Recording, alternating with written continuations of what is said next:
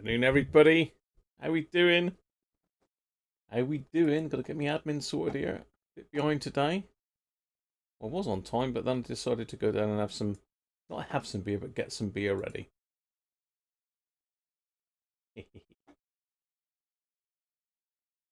Ooh, where are we? Come on, Grim. Sort yourself out. Hopefully everything's working. It's that man again. I know.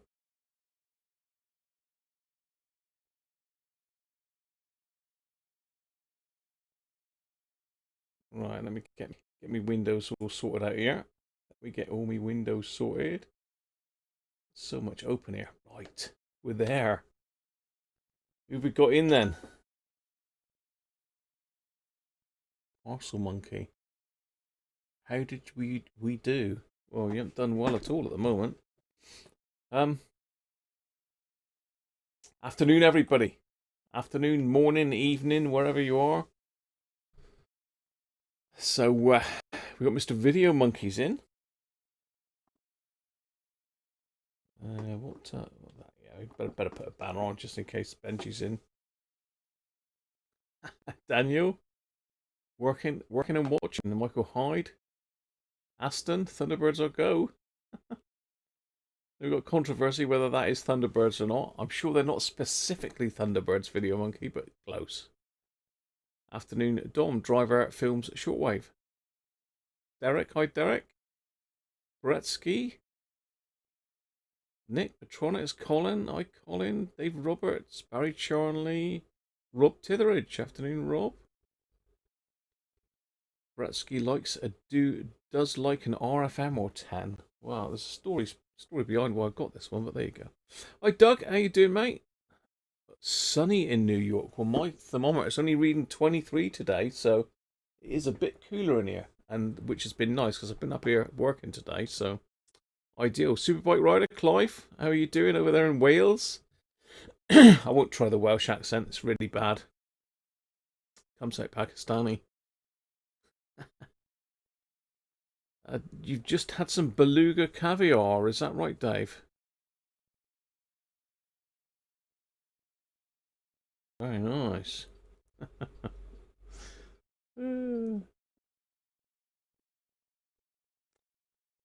It'll be back, Brett. Don't you worry. I mean, this is just 23 in my room here. It's not that warm outside. Killed your grass. Hi, Michael Hyde. How you doing? Rob Bond. Hi, Rob.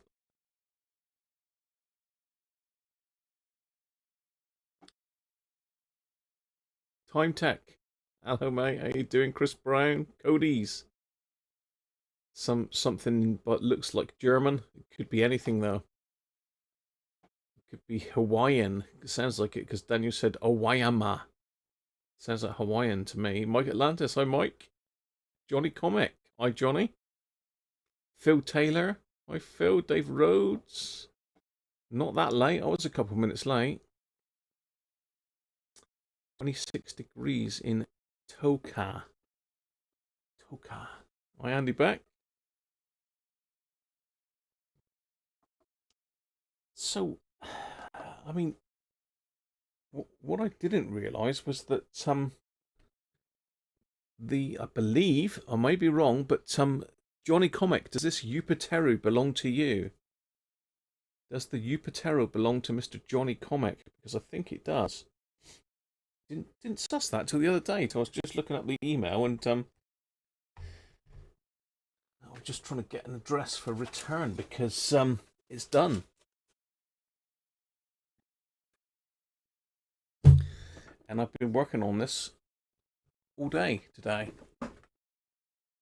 So I won't be earning any money out of this one, I don't think. But it's been nice to work on, and to say it's I did it as a bit of a deal for John because I've never worked on one before. So there you are. A Beluga XL is a plane that takes the wings from a warden to France. Not really, yeah. So, let's have a look at Johnny's Johnny's Upatero. It's spanking clean and shiny, Johnny. It's been in the sink, it's had a bath.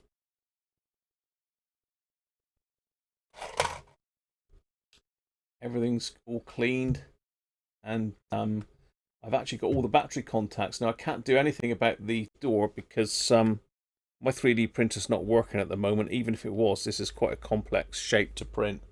So I've just stuck it back on with some tape at the moment, but it has got batteries in there, so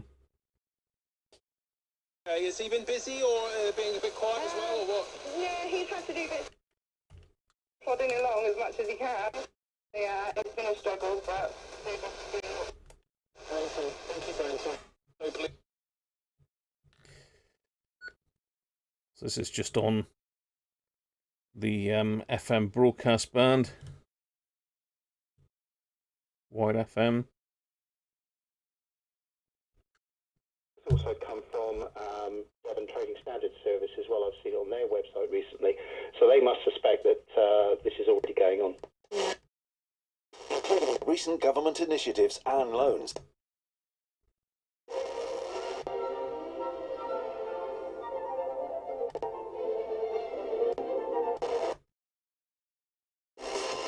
Also, name the song from the old school ringtone.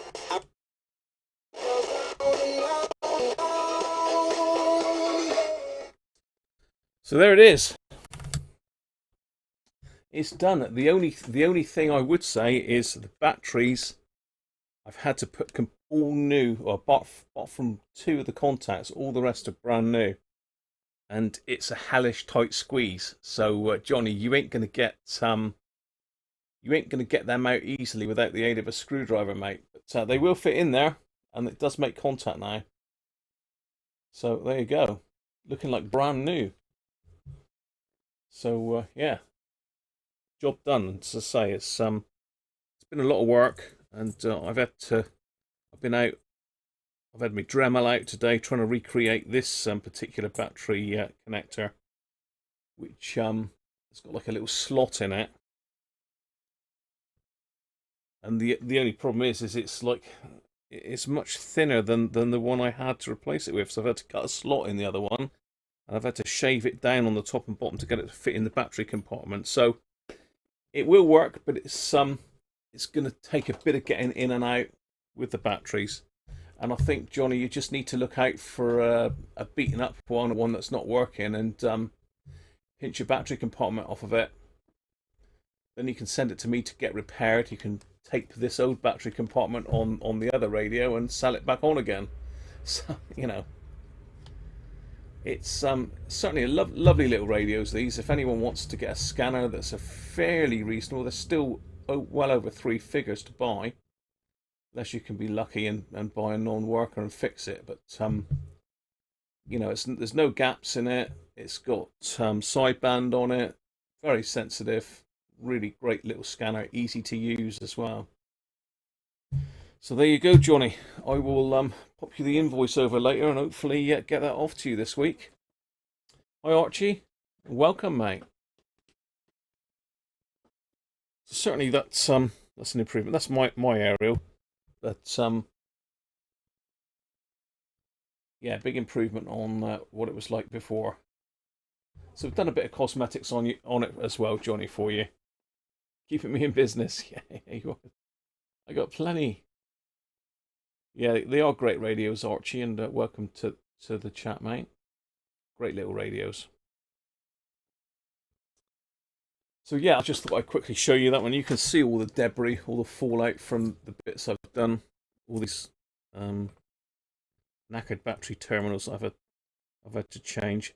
The thing with these is they had like a little spring coming off of it, and the corrosion's got to it, and they've just broken off. So that's the ones I've done.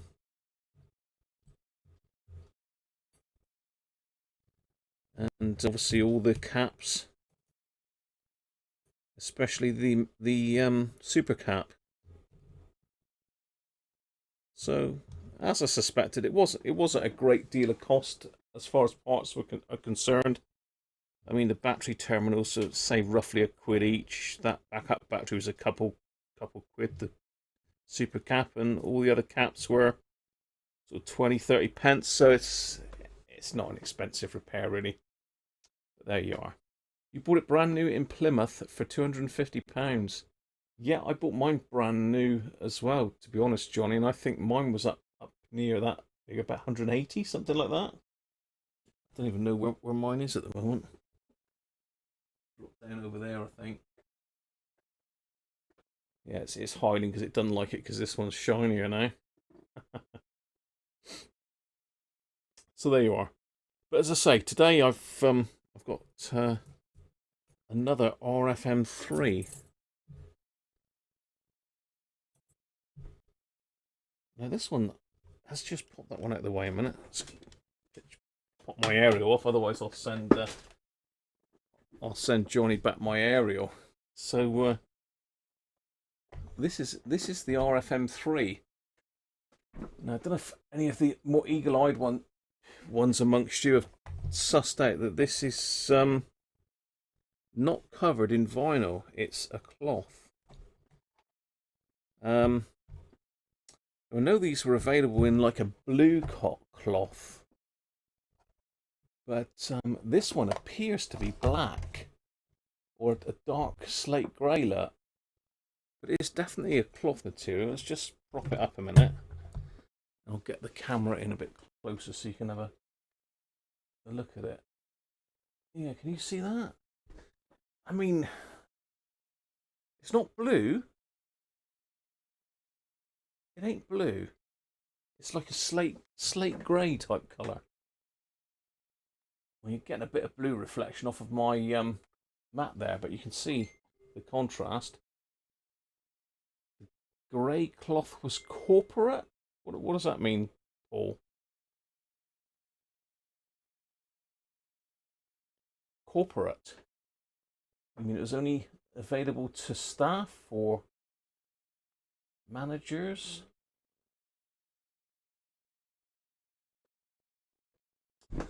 No, it's not, Mike. And I saw it had a sort of cloth cover, and it's not in the best of condition.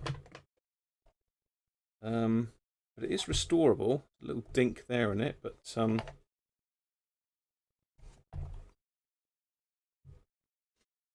apparently it doesn't work. The aerial's a bit.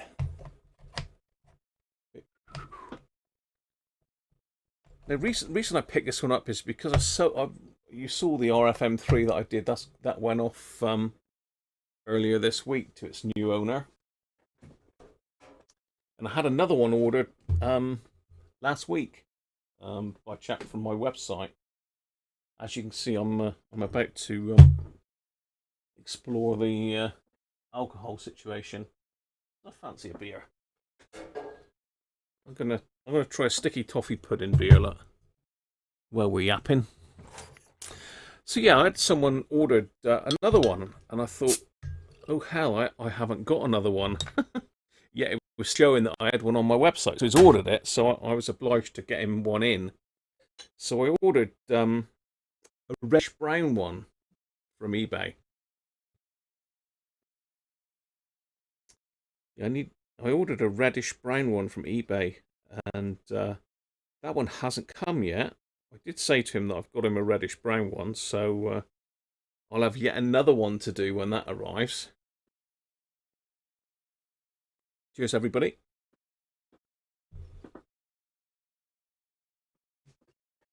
But as I say, in the meantime, this one popped up, so I thought, well, I'll put an offer in and see if I get it. And yeah, I got it.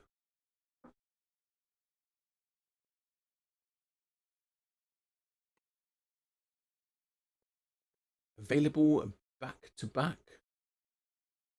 Oh, not sure. Schoolboy trouser cloth.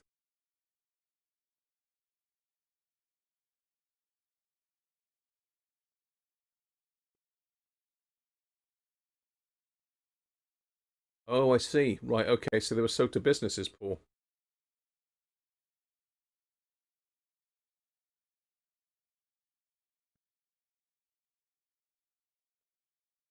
I've not had a turquoise one, Mike. I've got turquoise Ramblers. But yeah. I mean, it's a little bit grubby on the front. It needs some fabric cleaner, I would think. Some of that foaming stuff you can get for cars, and something's spilt down there. I did mean to tell the guy that I was going to look at it today, because he sent me quite a few messages about this radio. And it's been in his family a long time. So I'm suspecting that it's been reverse polarity, so I won't connect it up. Actually, yes, I can. Of course I can connect it up to that, because it's not a main supply, is it? It's still bench supply. Got to find another screw, because the screw for the aerial's missing. Pardon me. Right, okay, so it's clearly marked on the side, pin negative.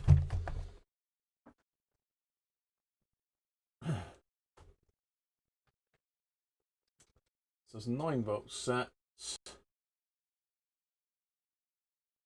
Let's take the current limit right down.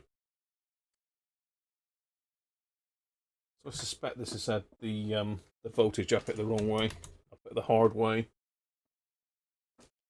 Let's just make sure that definitely is center negative. I'm going to stick the negative in the center pin. And let's come up with a positive 9 volts. So yeah, it's definitely center pin with negative on my power supply. Let's pop it in. And you wait. It'll work now, won't it? Sod's Law says it'll work. Let's get that up a bit. Ready? Drawing power. That's full volume and I can hear nothing at all.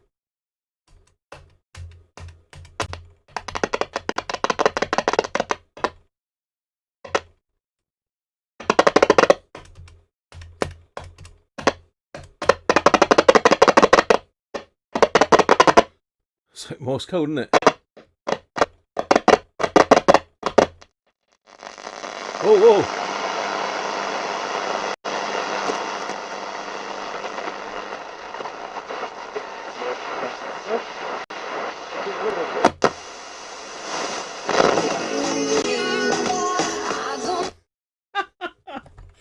It's a switch bank.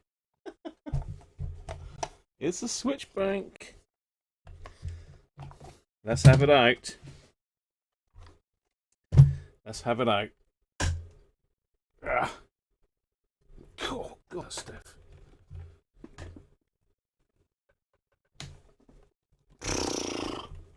Hell. Let's just whack that. Flipping out, that was stiff.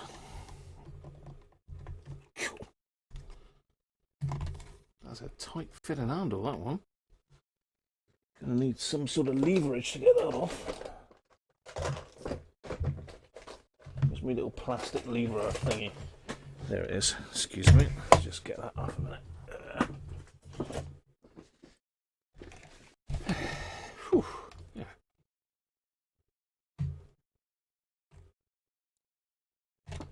Cool. That's a tight fitting handle. I think Roberts have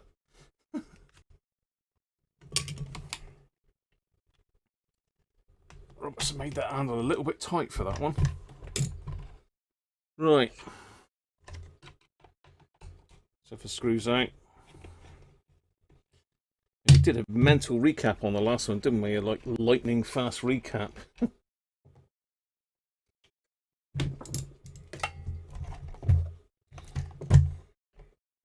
So could that be all it was? Just dodgy switches? Quite possibly.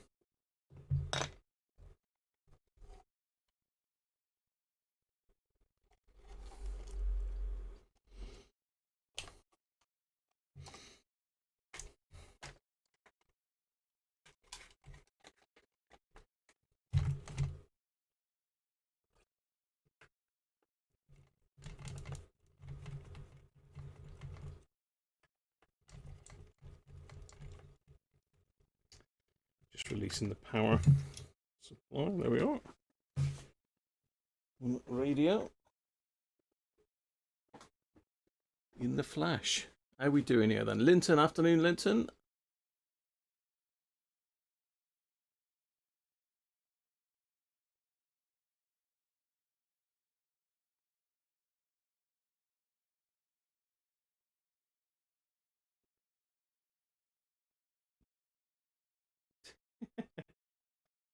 Pardon me.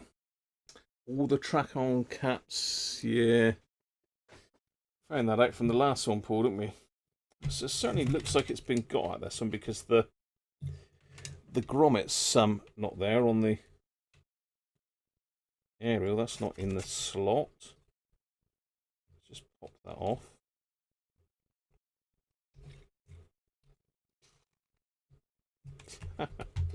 Wants to fight me, this radio, doesn't it?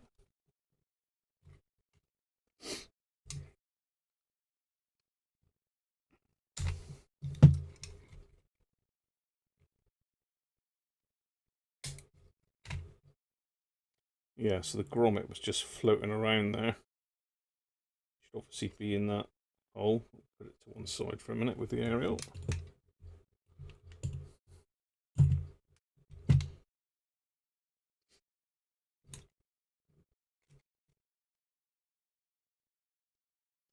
It's all a bit crusty. Can you remember the last one that we looked at the top and turned it round? Let's have a look at this one. It was a diarrhea brown, the last one, wasn't it? Remember that?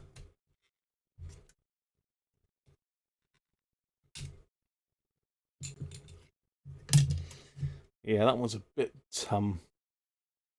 dirty, but not as bad. We'll probably reverse that one as well at some stage. I don't think we need to do that today, though. It's all a bit gritty, though. That's why I've just pulled it apart. Verdigris everywhere. That's my tummy. Must be getting near tea time. It looks like someone's beat up the capsule. They've all been squatted down on the board, and it's all track-ons in this one, by the looks of it. The other one had 3 different manufacturers' caps in it. Too tight. Capacitor roulette. Gotta love a bit of capacitor roulette. See, I would have sworn on it being the being probably the TDA 1904 or the TDA 1220B, both of which I think I've got here, so I would have been able to sort it.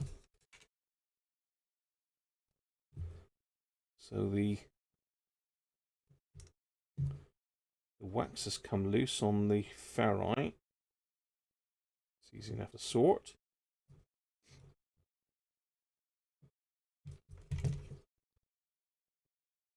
Okay. So the last one, can you remember, even though I fixed it, let me just turn this camera on.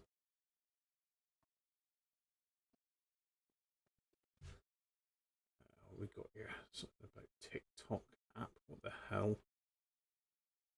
Trying to get the chat up. Quality. Yeah, you need to adjust the quality on your screens, people, because it's defaults to much lower quality. So if you want it in HD, you'll need to change your screens to HD. Oh, he wants to play the whole of this advert. Thank you. Oh, I can see myself now. Get the chat up then. The chat. Bear with me, I'm just trying to sort it so I can see you lot on this screen in front of me.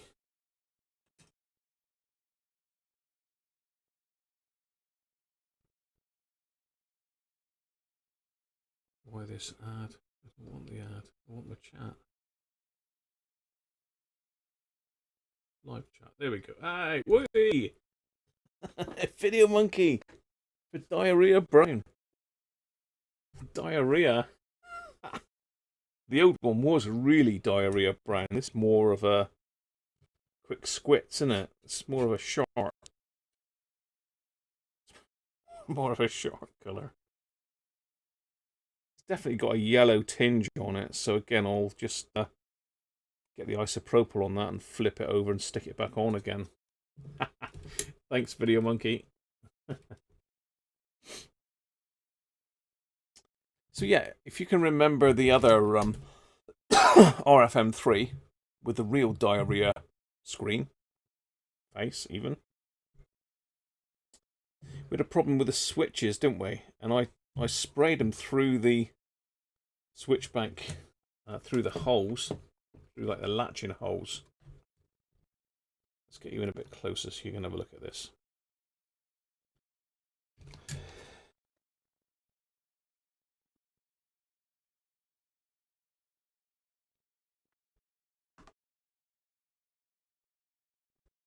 Yeah, so last one I did, I sprayed it through these little holes you can see here. Let's just go in a little bit closer. There's like little latching parts there. This light's blowing it all out again, isn't it? Get out. There.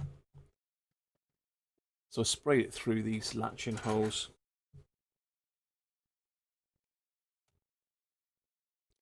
And we still had a scratchy medium wave switch. Let me just switch my other solar station on. We had a scratchy medium wave switch, so despite me actually putting switch cleaner, I couldn't get them clean. So I had to make holes in the back of these to get the switch cleaner in there. You can sometimes get a bit down the front.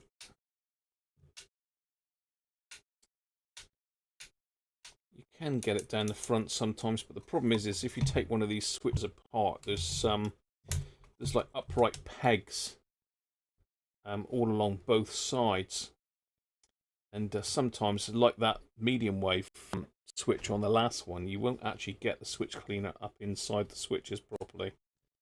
So what I did to that one, and I'll do to this one, is I've got a very fine pin-nosed soldering tip.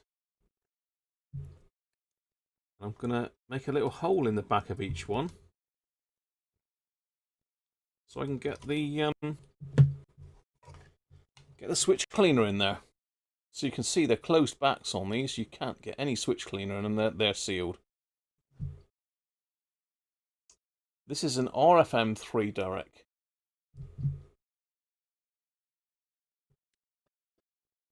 So let's just stick this in. So all I'm doing is just, I'm caught around the microphone there. Right, it's just heating this up. It's not mega hot, this. The thing is, you need to make sure that all of the buttons are popped up so as they're away from the back. I'm just using this to very gently make a hole. Again, I'm not using high oh, the shakes.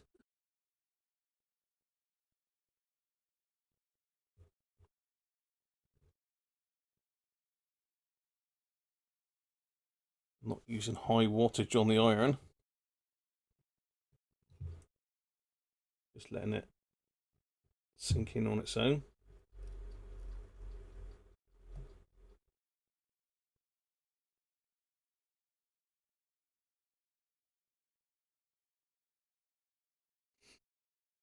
There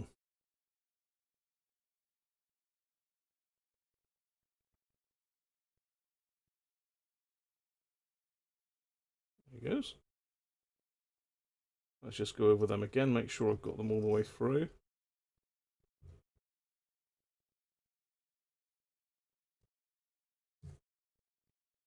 Seems a bit of a botch, doesn't it? But believe me, it'll save you a lot of hassle. So then I just get a little screwdriver. Just go in there and make sure they're all cleared. And get a bit of fluid in them. That's that one, and that one. So let's shave off the charred plastic.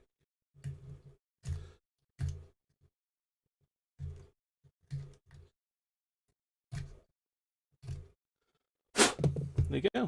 Factory. So then I can get my switch cleaner in there now.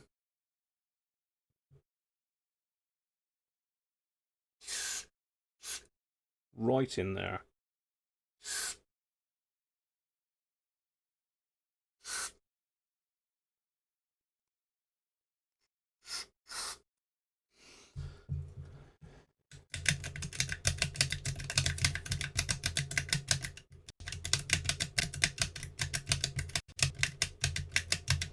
Yeah, that's sometimes most of these switches they've actually got those holes already in them, but for some reason this particular one hasn't. So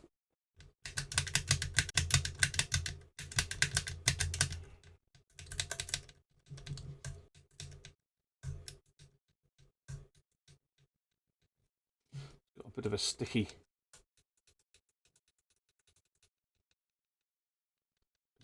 on-off switch.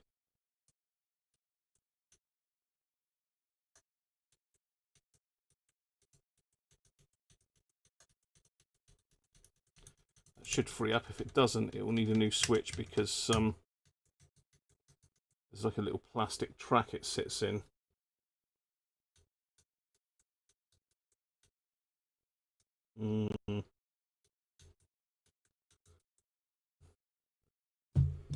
I just need that popping up a little bit higher there.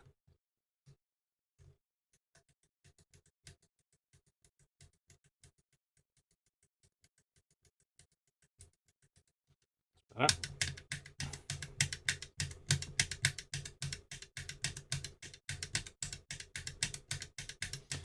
There we go. What were we saying there, Paul? Two versions of the RFM3 with two different dial faces. One with R1 on FM and one without. You should have R1 and R2 on the same frequency. Yeah, that's Paul. Where are we over here?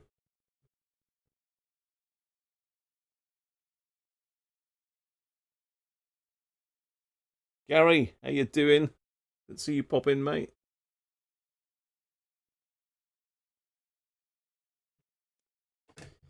So that should be good now. We've just got a load of switch cleaner on the board now.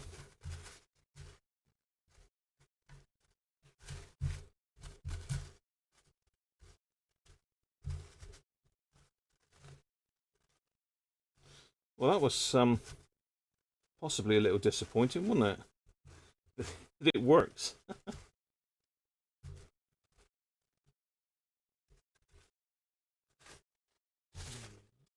So there we are.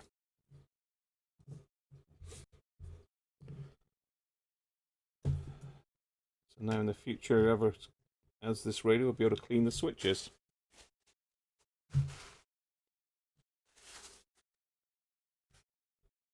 Right, let's clip a wire on then, and let's give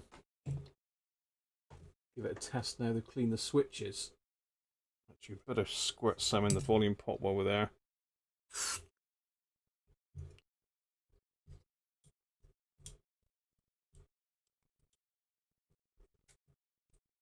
Using Servicol because that's what I got to hand.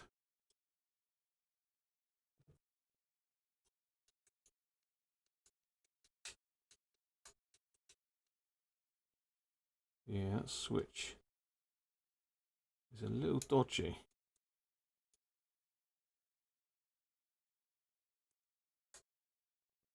Let's have a look at that one. Right, let's connect it back up again. Let's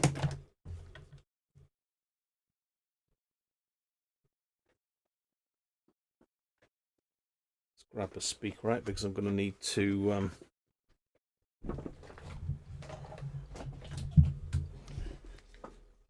to get that one washed, that case.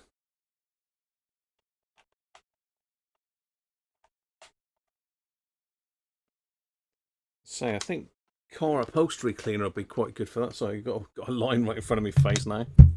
Oh damn! I've just dropped the socket.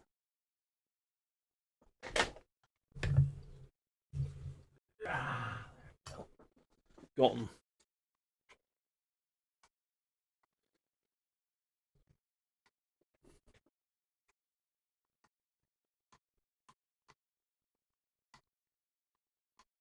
So this is the later one with the 3 ICs in it. The early ones have got 2 ICs, but to be fair, they're nice.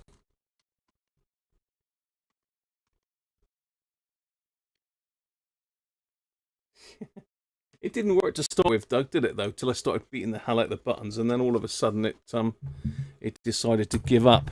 It had enough. I'm just struggling with the camera here. Excuse me.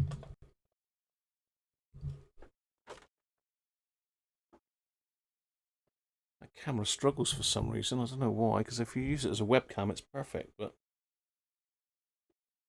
I think the window's blowing it out. So go that way a bit. That'll do.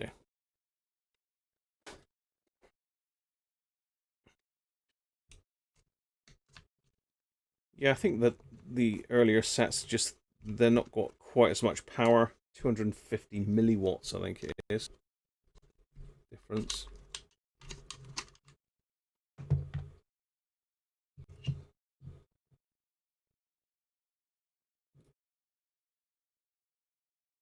Yeah, so I can get that clean now.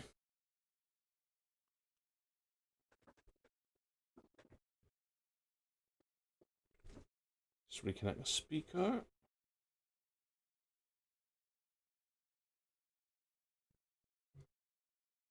I think I was connected that backwards as well. I don't know.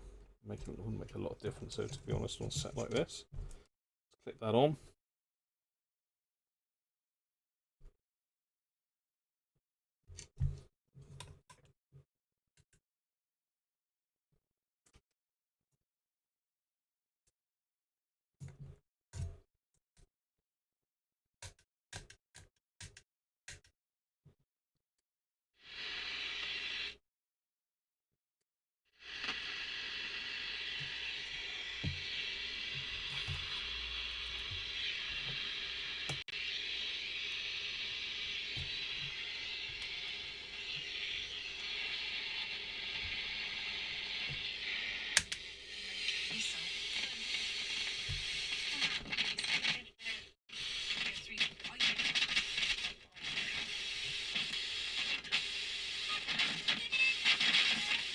Oh, scratchy.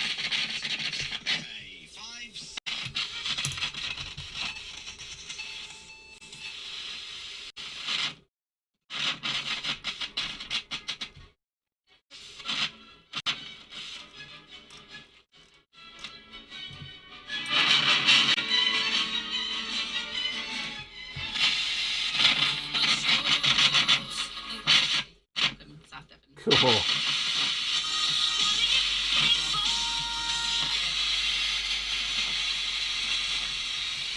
Just turn that down a bit for you.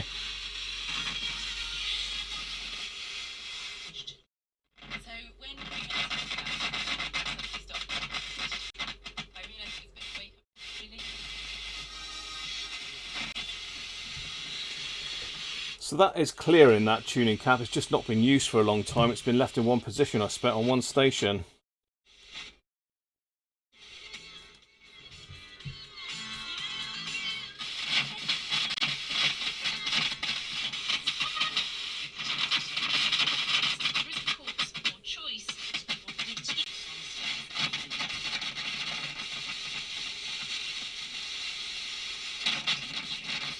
Cool.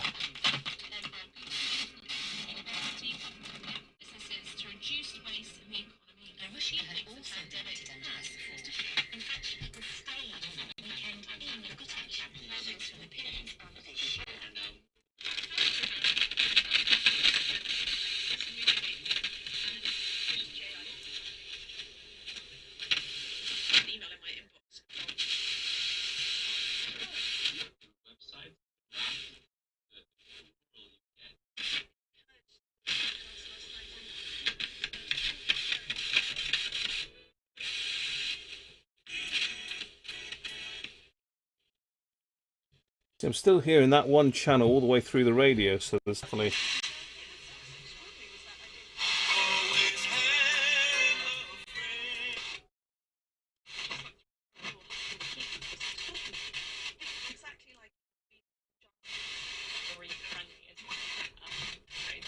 Full motivate.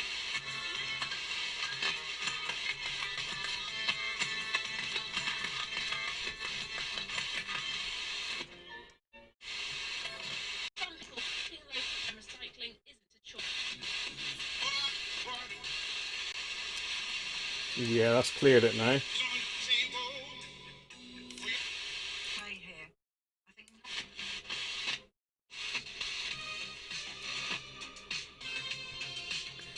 can't hear me because the radio's too loud. Is that what you said? Too loud, Mike.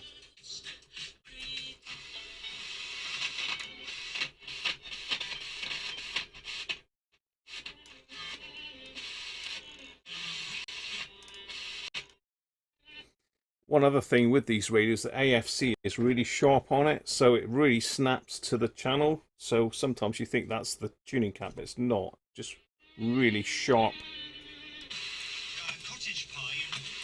You can hear it as soon as you hit a station, it like snaps into place. That's scratchy.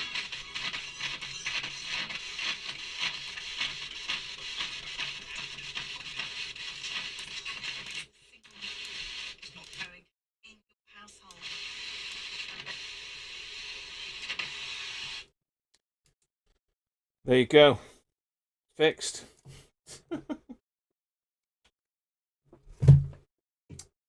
That's it then. I'll see you all on Sunday. Cheers.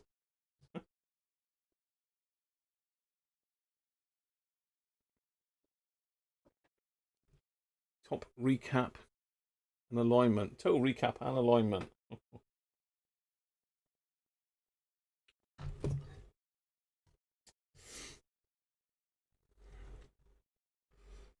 I don't think one of these sets is not this one. Has got a cap underneath the tuning dial, so you've got to take the tuning dial off, this big pulley off to get the cap out. But it's not this particular one.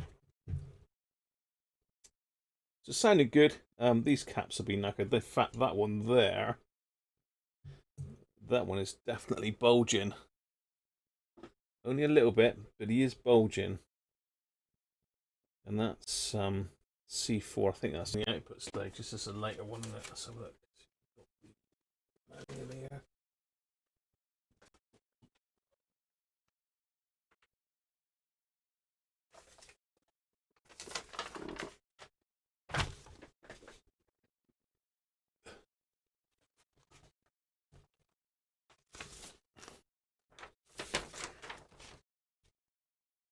Blow this one up a bit. Is this the older one or the new? This is the newer one. C4. That could be the power supply then. C3.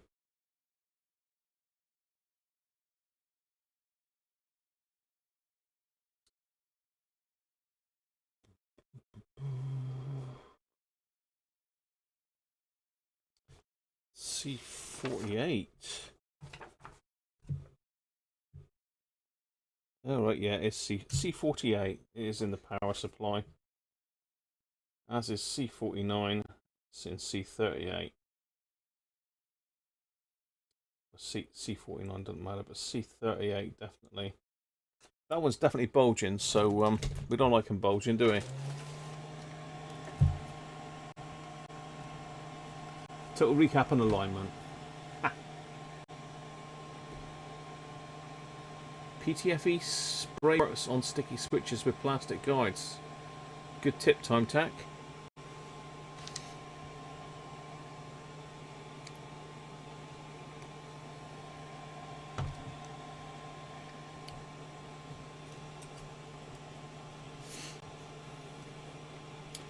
Yeah, the problem with these polyvaricons is they do get corrosion on the plates.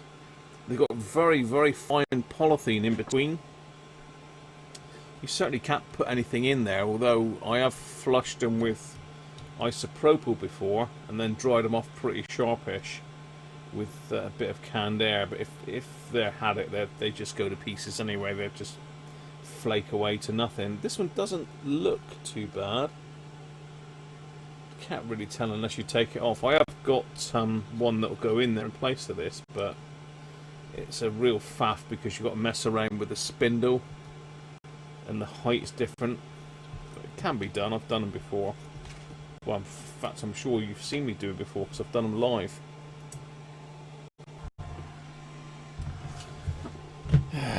Where is George today? I don't know.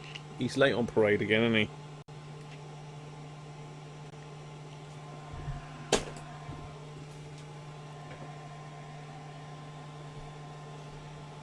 So let's have this first track on out, and we'll see what he's doing, and then from there we'll decide whether we're going to recap the whole thing, shall we?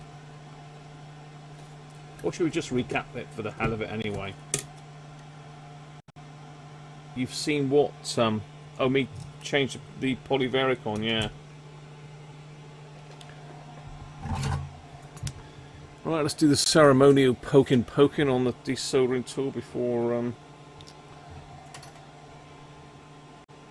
we try any desoldering with it. Sounding good.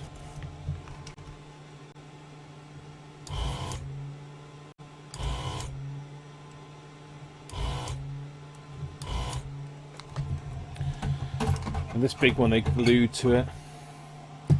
They're all shot. Yeah, I know, Paul. I've done a fair few of these, mate.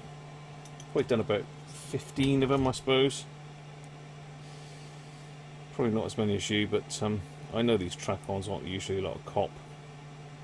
But this one is, so I wanted to see what this measured. So, shall we have a go? 1,000 microfarads. Bulgy top.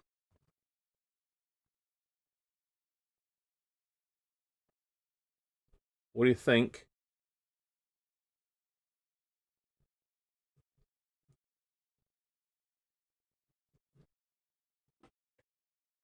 Ten-minute timer set.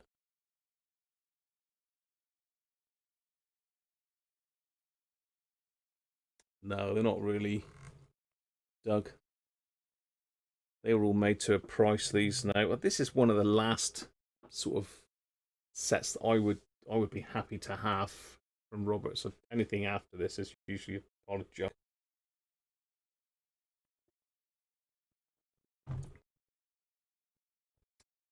Thousand microfarads. Where's Benji today? No Benji, or have I missed Benji? No Benji either. No Benji, no George. Oh, it's going to be a quiet afternoon. What do we think then? Let's get this one out of the way. I can see the text a bit better then.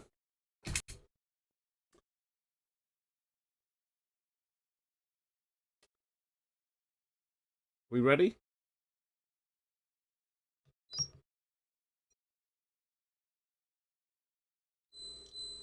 No way!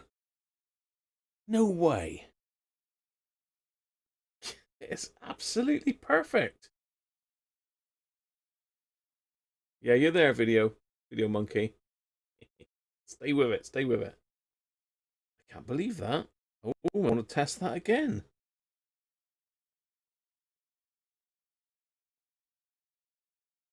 It's definitely got a slightly bowed top on it. I can't test it on my Heathkit because the voltage doesn't go low enough, I don't think. So it doesn't tell me whether it's leaking as such, but usually high ESR is a good indication that there's something up with the cap, and that one, okay, it's absolutely perfect. I can't believe it. It's absolutely bang on that. 0.08 ESR. I mean, if I get a brand new one, it won't perform as good as that, I'm sure. What have we got here? How many volts is that? 16 volt.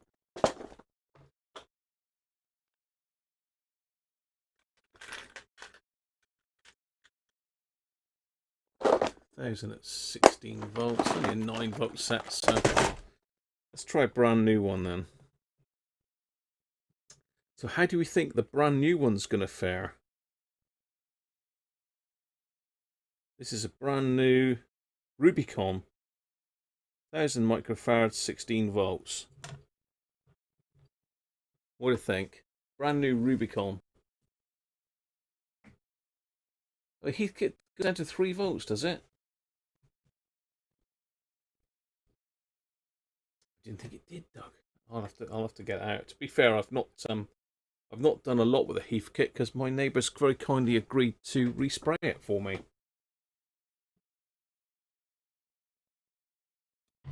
So it's out on the landing ready to be stripped for a respraying. Well, just the case, not the front panel. No component detected. So brand new Rubicon. Ruby. 16 volt ZLH series. 105-degree rated. Good cap, that. It's what's going back in it. I'm certainly not going to put a bowed cap back in, whether it's good or not. Smaller footprint. Where's the pin out? Might be a bit of a stretch with a pin out. 1001. Hey, Aston. 1001.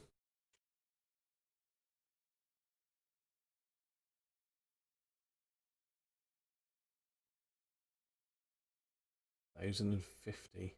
No Sean today either. Here we go then. We ready? I'll have another swig of beer while I'm waiting.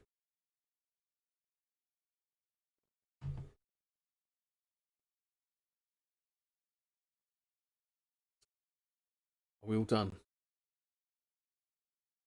I'm going to push a button. Point or minus 10 ER or 0.10. I can't read that. Too far away. Minus 10 ESR. What? 1069, Brett. Should be pretty much bang on, shouldn't it?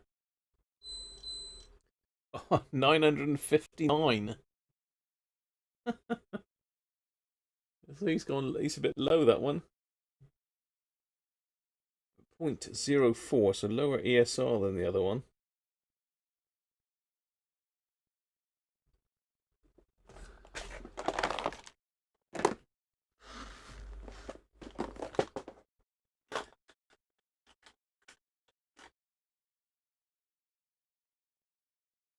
What other ones have got here? 16 volt. Sanwa. They're quite good actually. They're Rapid's own brand, I think. Sanwa. Let's try Sanwa. Who was closest to that anyway? Who got closer to that? Oh. The bulge is best. Bring on the bulge.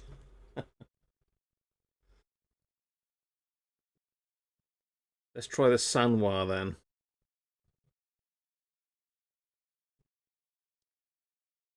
So, what's this? I think this one's 105-degree rated as well. Yes, it's 105-degree rated, so it's a good cap.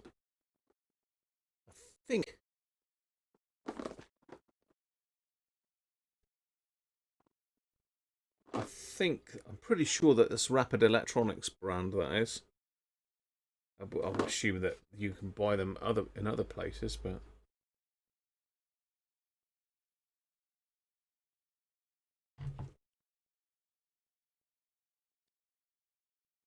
$1,050, 997, 1001. It would be Phil, wouldn't it? It had to be 1001, didn't it? Or 1001's a pairs game normally. It used to be.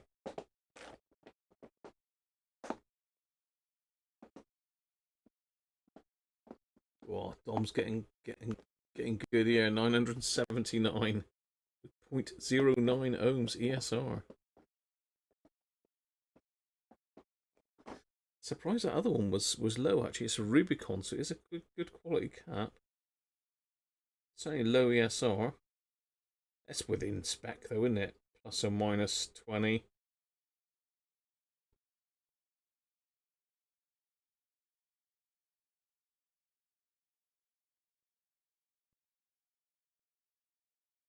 Let's go for it then. We ready? All done?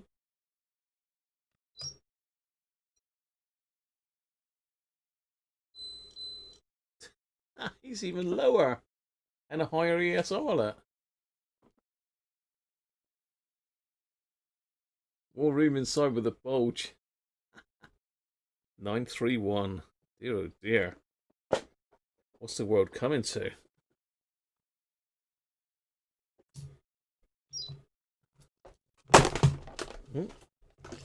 Throw it away.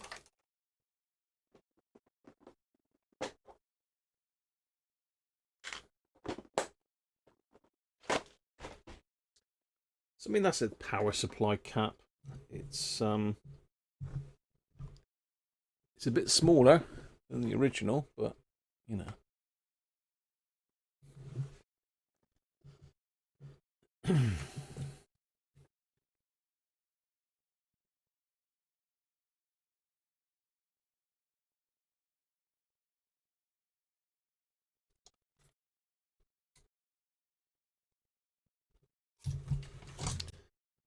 Stick another tip in my soldering iron.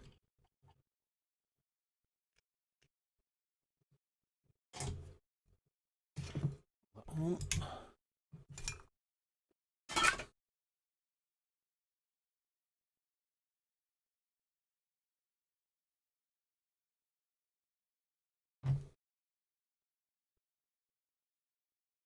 Slightly used caps. No, they're all brand new.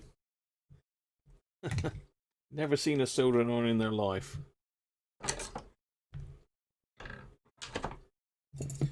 Send these tools out of the way.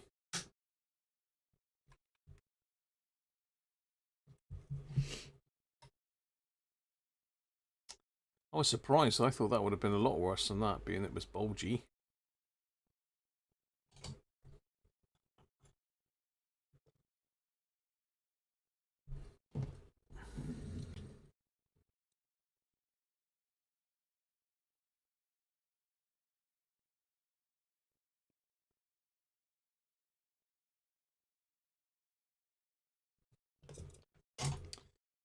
Well, say, bit of a shocker that. I suppose though, if the radios broke many years ago, in that it just put up because it needed the switches cleaning. So that's great.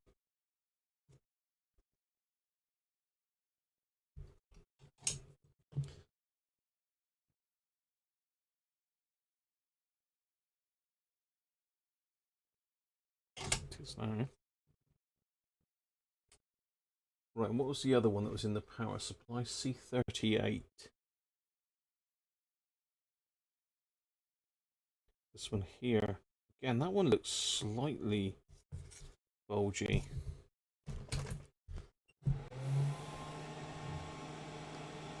Built like a no bulge man.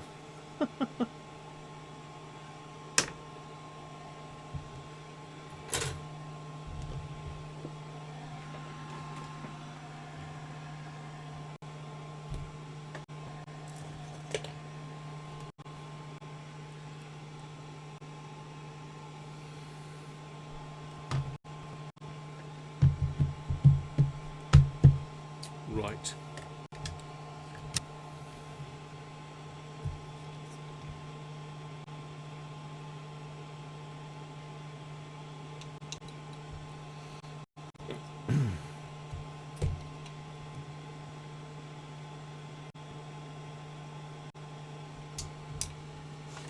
Just looking at the schematic, really that's the only ones in the power supply coming in.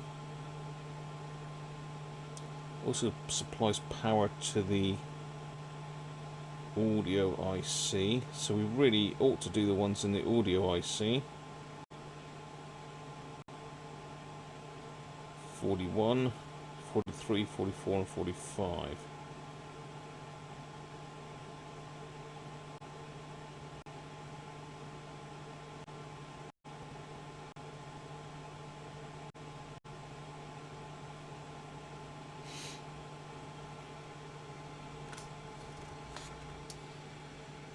be honest, if I do those 4 there, 5, 6, I've nearly done them all, haven't I, really? So it'd be silly not to do them all. That's going to be these down here, I expect. Is that the audio chip? 1904, yeah.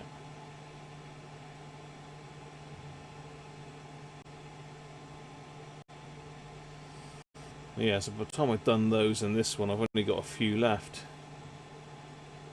That's an inductor there as well, so change that. That's solid, we'll do them all, shall we? I'm just trying to do the more likely suspects first, really, the ones that would see the most action.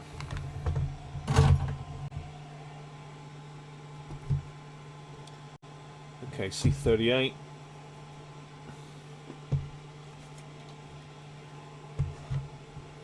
What did I say? This one is 470 at 10 volts.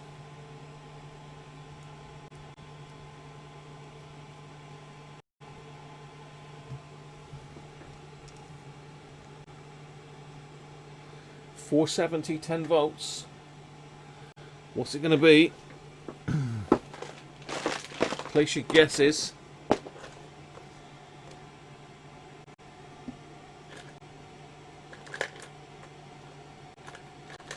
don't think I've got any more. I need to get some more 470 at 16s, really.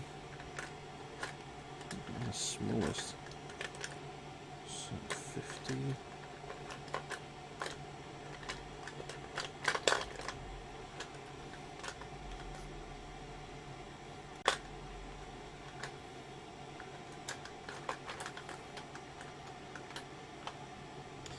They're all mentally large. There we go. 470. 10 volts. 470, 10. What was that one? 470, 10. Solid. It can have the same one in there.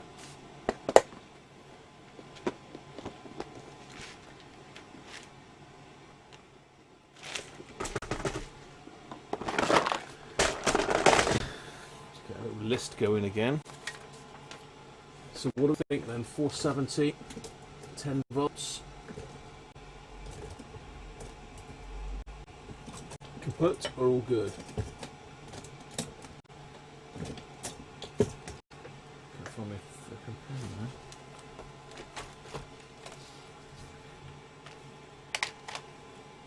So we're going for the ESR as well now.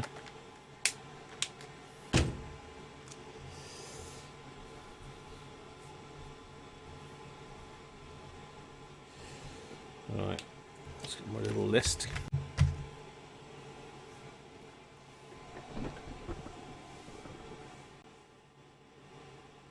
.535, Paul. Ooh. 568, Mike.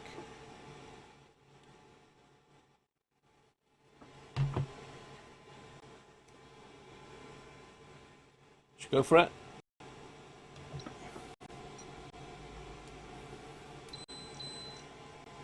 Ooh, 499.8. So best part of 500. 501. Oh, Phil and Video Monkey gone for the darts. 501. Oh, gotta be close, isn't it? Unless someone's got 499. Colin's 489. Ah, it's got to be a draw then. To play a decider, Phil and Video Monkey.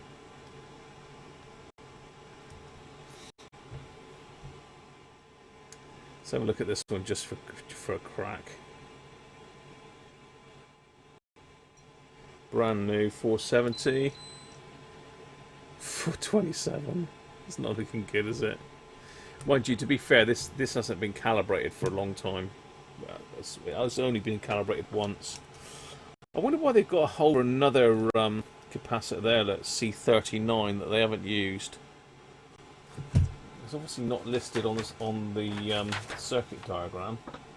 I don't think it is.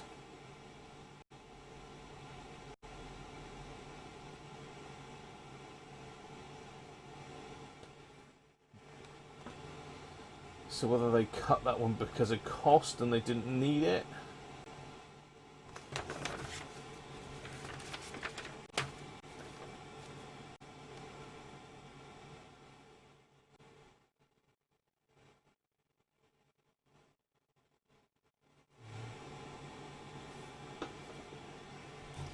So look at the other side of the board. So C39 would have been there. Press those two tracks here. No, it's not. There's also a Zener dial they've missed out. So whether that was some sort of voltage regulator that they had planned that they decided they didn't need to use, or maybe it's for the other earlier board, which we can check because I've got that here as well.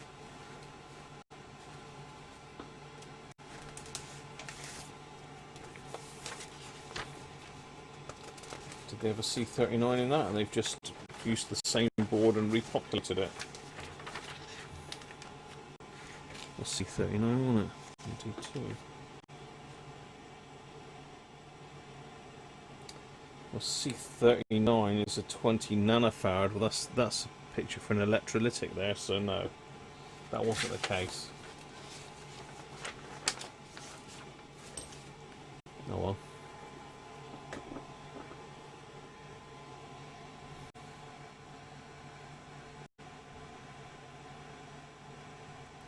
Scrape this horrible glue stuff off. I didn't do that on the other one, but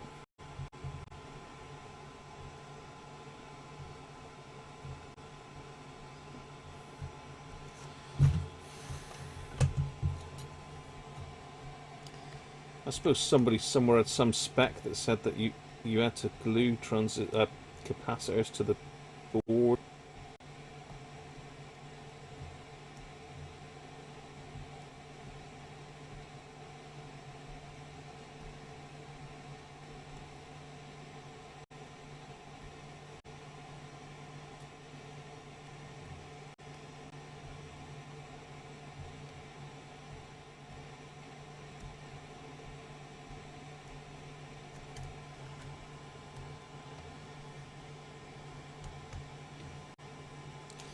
I do sometimes stick a little bit of hot glue on them if they're particularly wobbly, but you know.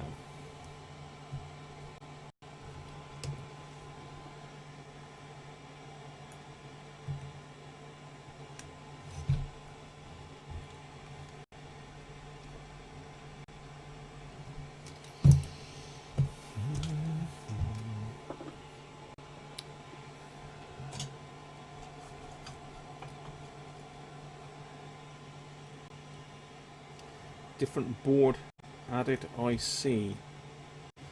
But to the other board, Paul, it's not on that one either. Unless there was 3 boards for this one, but I've only ever known 2.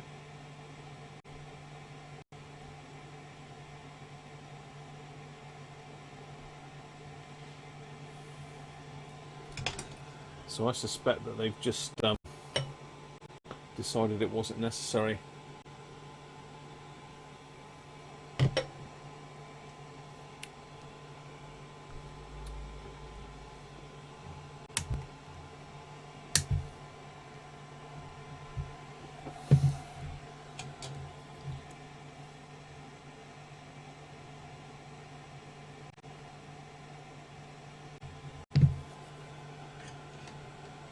Hi Stephen, how are you?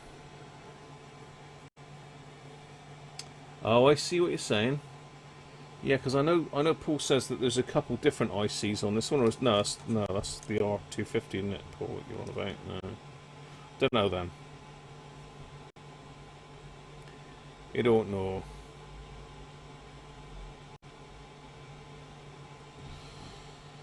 Okay, let's get some more of these done then, shall we? Just for the hell of it.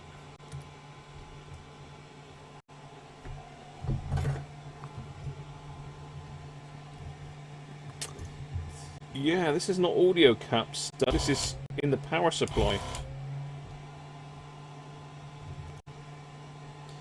I'm gonna get all these pulled out now in a minute and done, and then we'll look at them afterwards. So we've been the ones that we've already checked.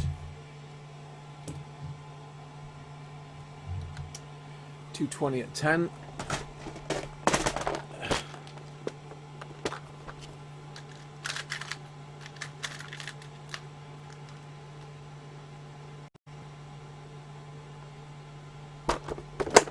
At 10. Oh.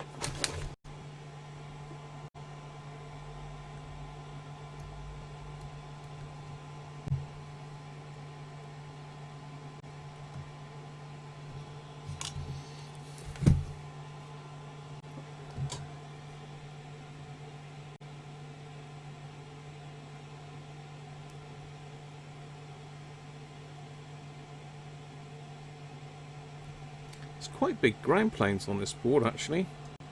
Let's put my iron up to 350 a minute. I normally keep it on about 330. It's quite a dirty board actually. They've not cleaned it up very well.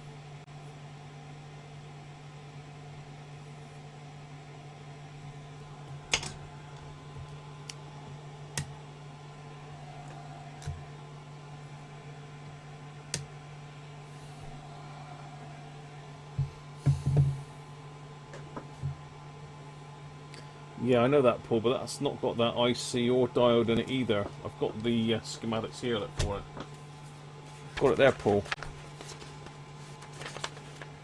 I just went through and had a look. This is the earlier version. Up to serial number, I can't remember now. Up to 22,000, this one. The other one's from 22,001 onwards. So yeah, they didn't use that in the other one either.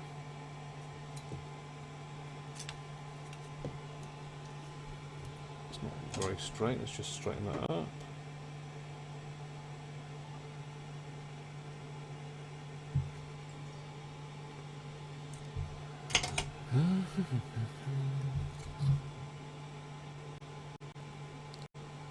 Alright, let's do this one.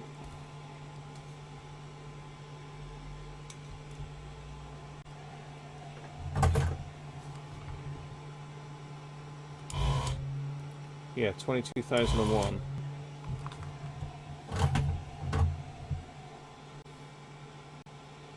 $47 at 10. Yeah, that's that one there, Paul. I've got them both here. It says there from 22,001.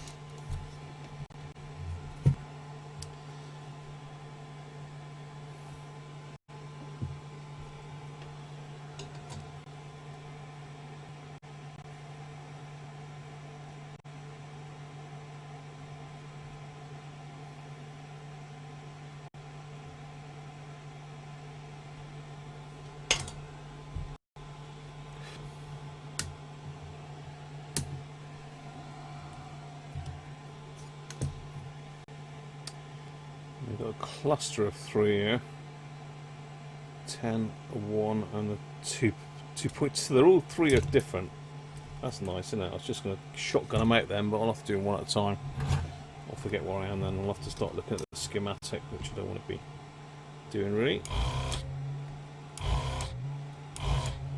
Desoldering gun is going well. So that is a 10 at 16. Plenty of those.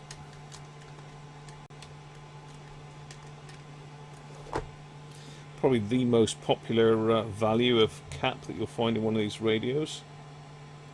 In most radios.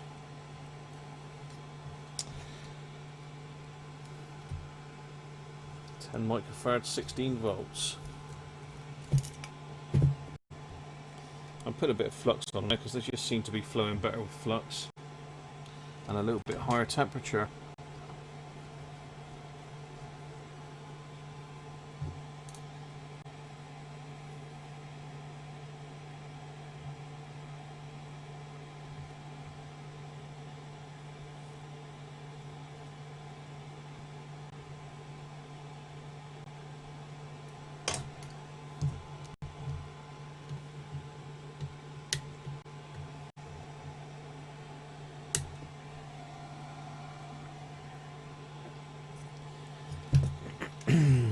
Steaming through them now.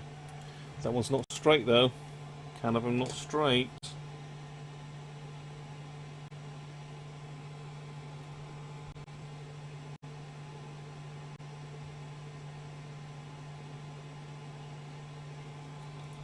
Better. Get in there.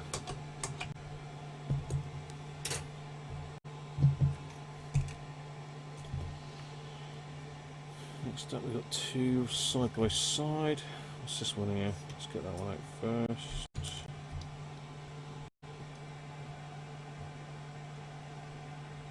it that one?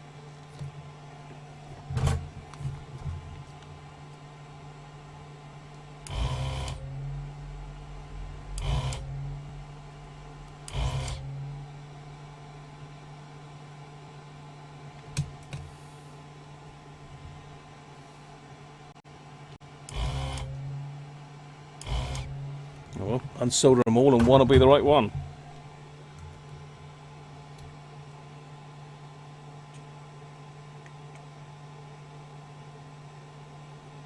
.2, 50.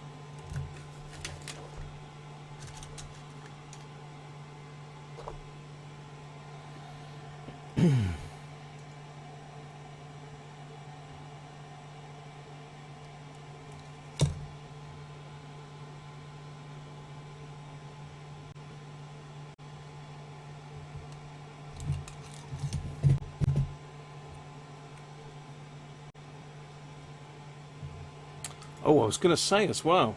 Oh, controversy. Controversy. Guess whose theme, like, what do you call it? The intro music has got a copyright hit. Yeah. YouTube. Someone has put a copyright hit on my Radio Cruncher theme. Which they can't do because at the end of the day it's straight off of Apple's iMusic, iMovie, sorry, not iMusic. So there's no way it's copyrighted. But yeah, they tried to sting me for that. Nice, isn't it? Yeah, you know, my Radio and the Lost Radios theme, the background music to that, Paul, they've stuck me a copyright claim on. Very nice. Well,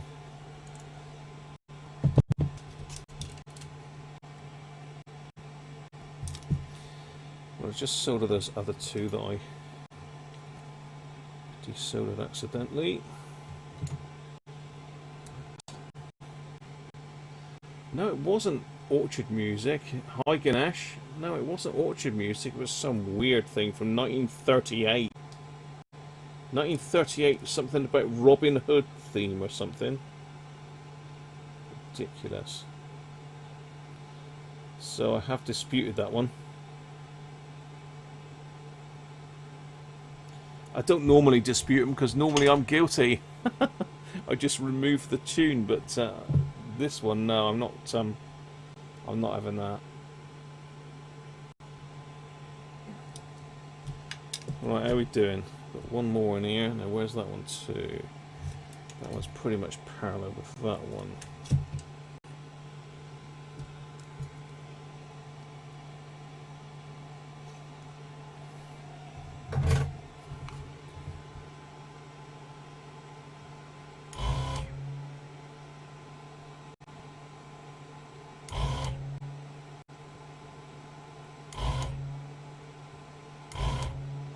Oh, where the hell are you?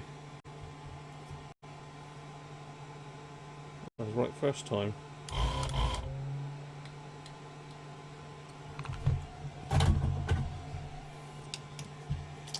Yeah, so that was not something nice to wake up to today. 1 at 50.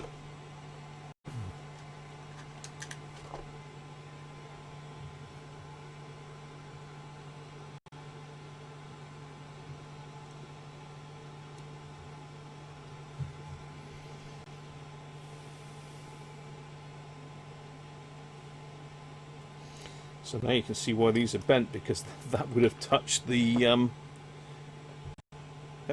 tuning pulley. Dear, oh dear, that's poor, isn't it? So someone's done the electronic design without talking to the mechanical design guy. Zorba. Can't beat a bit of Zorba. I get worldwide copyright blocks every time I play that. It's good fun though.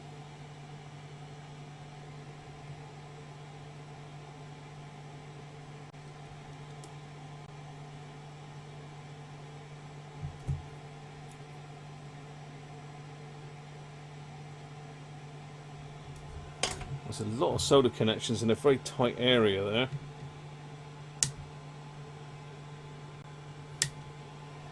Let's go check that with my magnifiers, make sure we haven't got no bridges.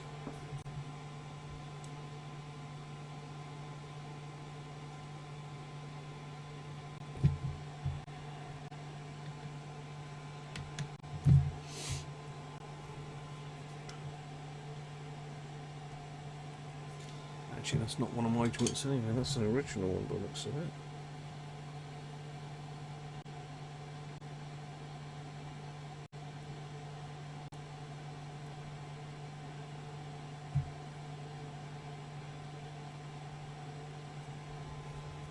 All good.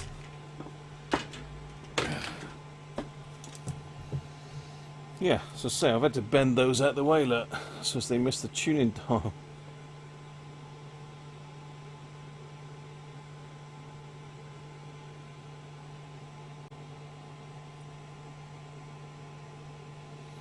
So we got 3 left to do.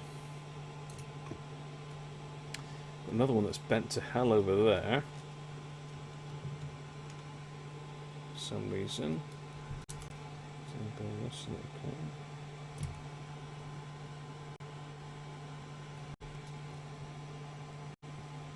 I think this is... This is one with all these little tiny wires attached to it, I think. I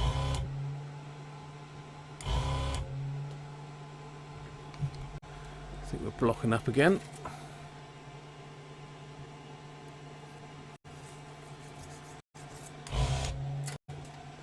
There you go.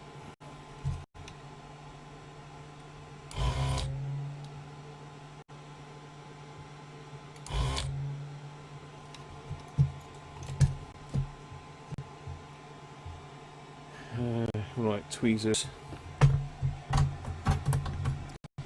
It's a tweezers situation.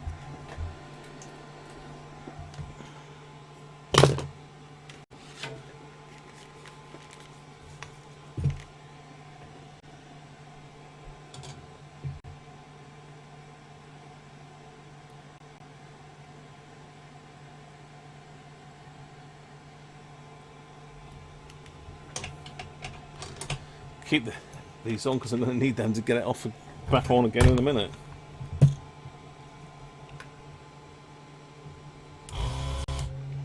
Shaky hands today, what's going on? More beer needed. Yeah, thing is, Johnny is it's 1938, the theme music, and it's actually part of the iMovie package. So I think that Apple own the rights to it. But certainly it's I looked it up online this morning, and it's definitely it definitely can't copyright hit me for it because it is licensed through Apple. So it's a licensed track that through Apple.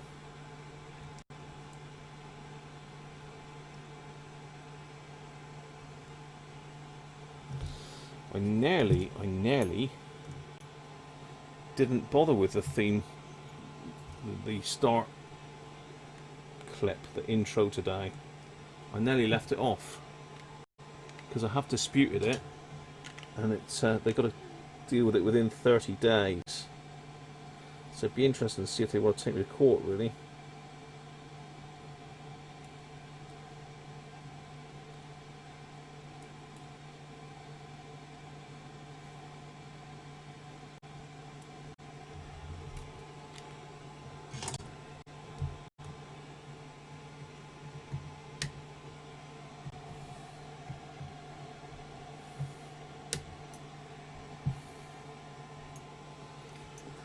Just reattach the antenna wire. So this is obviously the oscillator circuit here.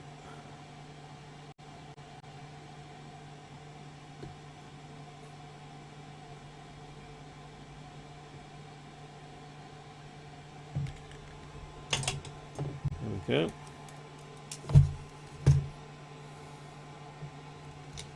Two to go. What's that in there?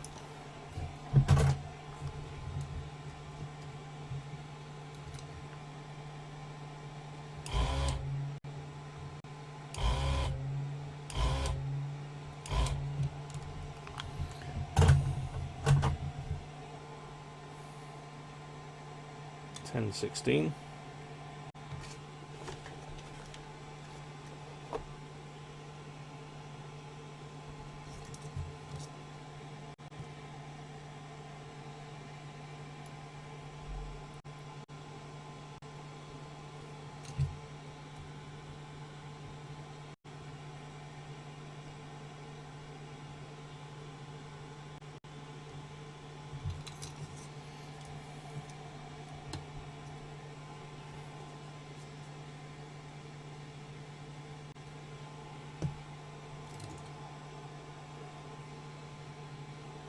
Some beer.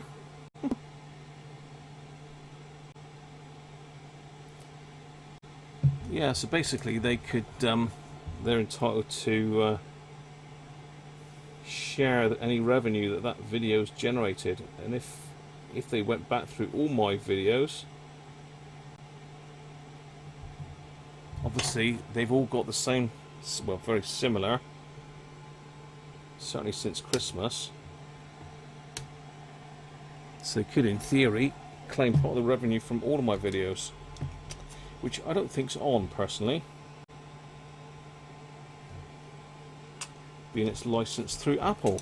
So they know what they can do.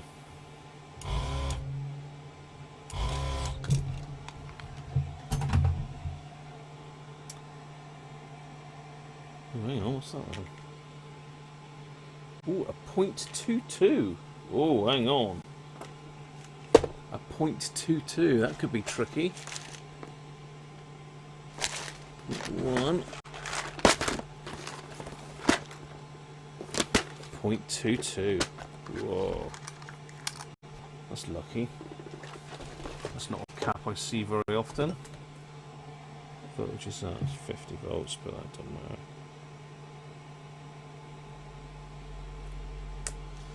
.22. Well, that one ain't gonna work on the ESR meter, is it?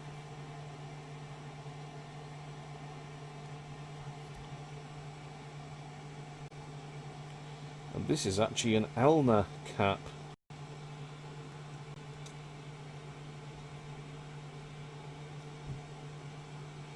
I don't recollect seeing that on the other board, you know. Why not compose my own? Because I ain't got enough time to compose music, Johnny.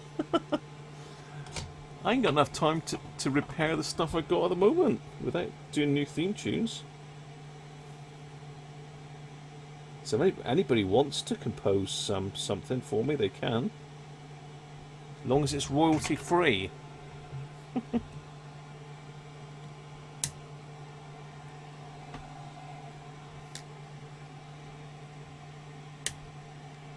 It's quite dramatic, quite dramatic theme though, isn't it, really? So, what capacitor is that? C35. Let me have a quick look then. Turn that off now, because I think that's all of them done. Yeah. So have a quick look at that C35 a minute, see where that is.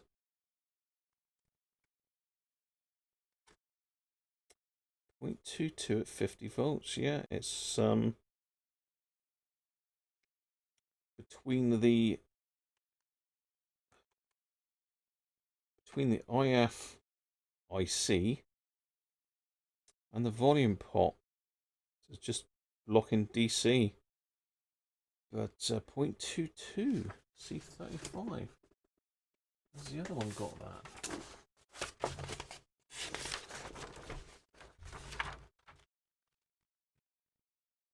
Yeah, see the older set hasn't got that cap in it. Interesting. It's got a cap in there, C42 100 nanofarads.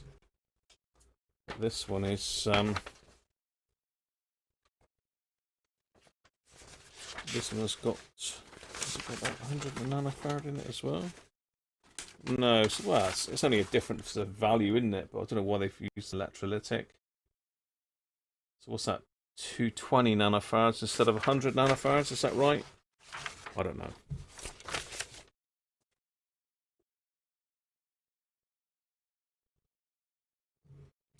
Yeah. Yeah, there's some quite good little intro tunes in there. Right, let's get this caps out of the way a minute.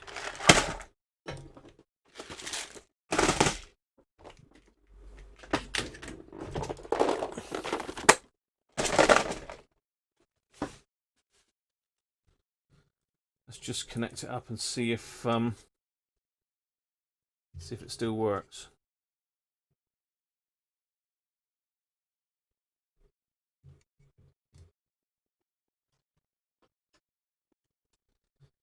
And I'm going to nip to the loo quickly.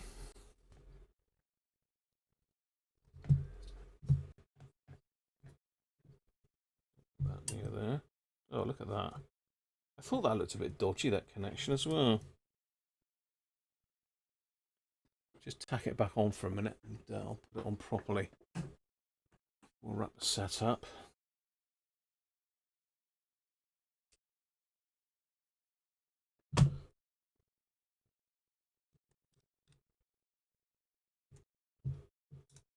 It's just the FM area wires just pulled off. It should be put through the hole, but it's not for some reason. They've just tacked it on the back of the board. Right. Let's just manoeuvre this around so as I'm not going to short the power supply out.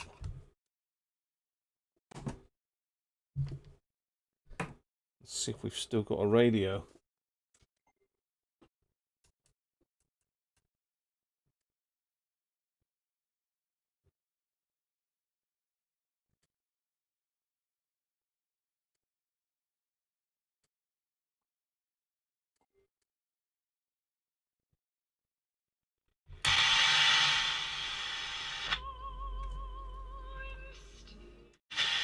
In 1976, the will reopen.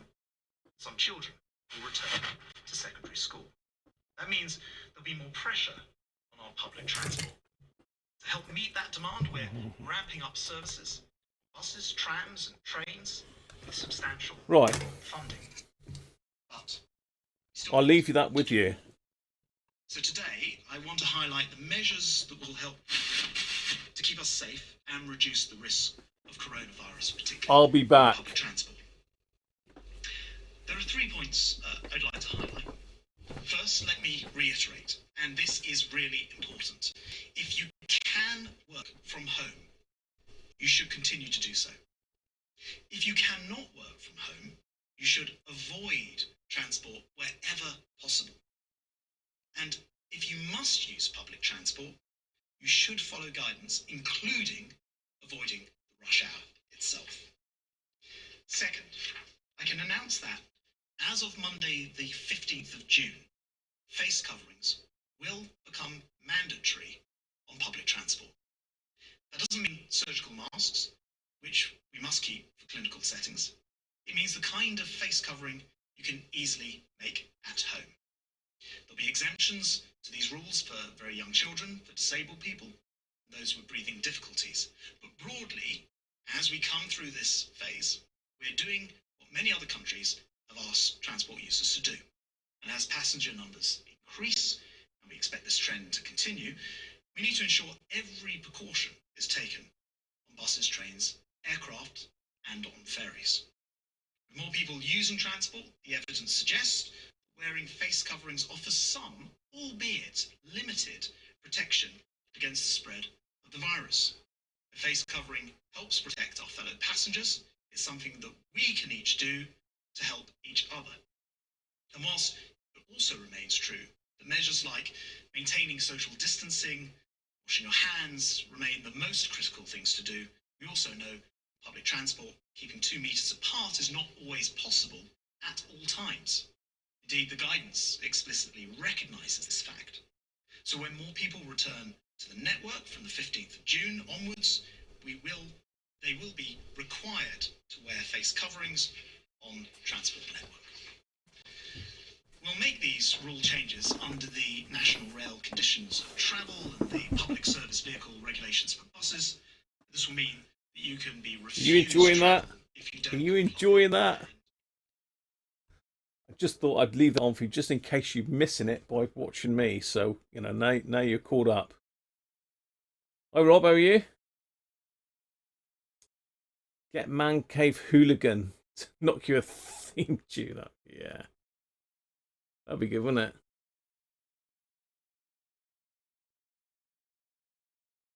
In Comptech as royalty-free stuff. We'll link it on the Facebook chat. Cheers, Dom. It is normally a tantalum. Oh, I see. Right, yeah. No, it wouldn't be tantalum on these. They wouldn't have bought tantalums. Too expensive. It's only the Germans that had tantalums.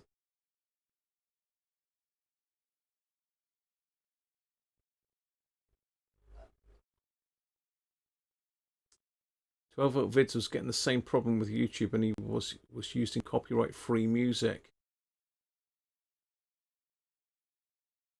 You were a comedian, Johnny, were you? Left the music side to the experts. Good stuff, mate. So we expect to see lots of comedy clips, not clips. Comedic comments. You know what I mean. Afternoon, Rob Cross. How you doing, mate? I left you listening to Radio 4. You love it, Dom.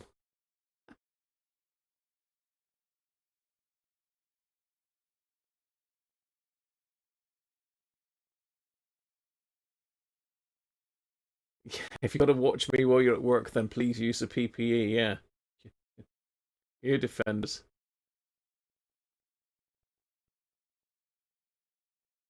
George! What are you moaning about, George? That's much special.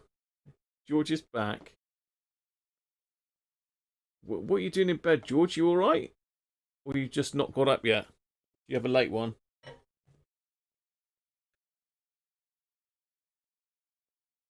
How are we doing?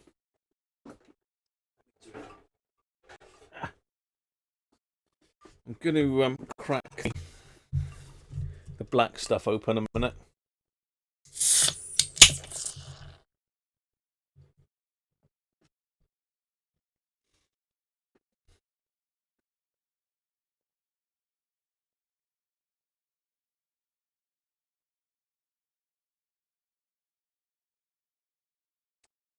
Got to get the black stuff open.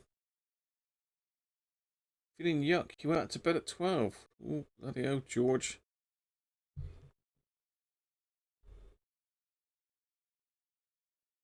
Could be just a change in the weather, George. Hopefully.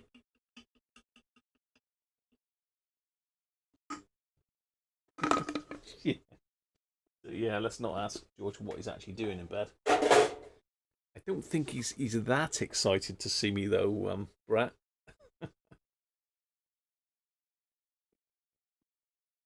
Cheers again, everybody.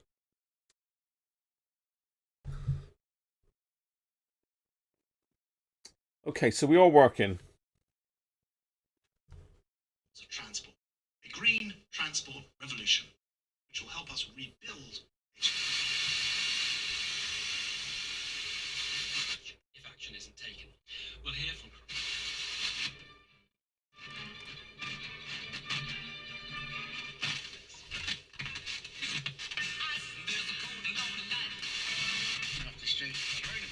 Chris, what are you going for?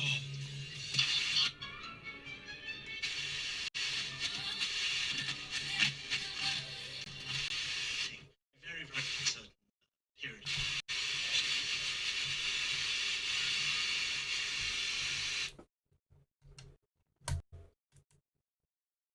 Right. Let's shut that lot up then. That radio's pretty much done. Needs a little bit of something doing to that switch there. I need to have a look at that.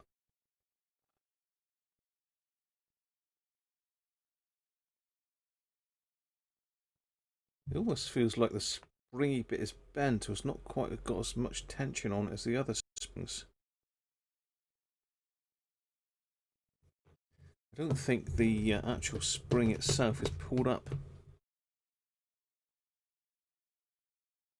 onto as much as the others. I don't know. It's difficult because they're different to a latch in the other springs.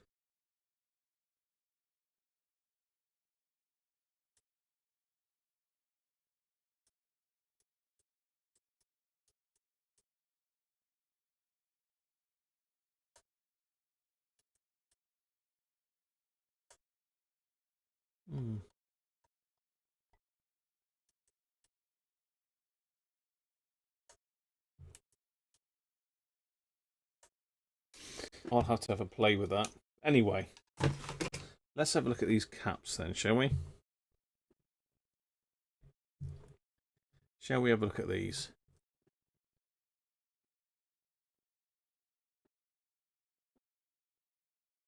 Looks like an old Wobbert. Is it wed? No, he's a lovely slate grey, George. A lovely slate grey. So we've just done a recap on it. So let's check these caps. Let's check the caps. See what we've got here. So we've already checked 2 of them. One was a little bit out and the other one was absolutely bang on. So let's go for the biggest one first, shall we? 220, 10 volts. 220. Yeah, it's a grey cloth one, George. Never seen a grey cloth RFM3 before. I've seen the blue cloth ones, but not a grey one. Yeah, so a little bit different. There's a baby sick on the back. Scratch and sniff. What are you going on about now, Graham? Fool. You fool. Dear, oh dear. You know, can't take me anywhere, can you? Can't take me anywhere. RFM3, George, yeah? So we've got a 220 at 10 volts. Cheers.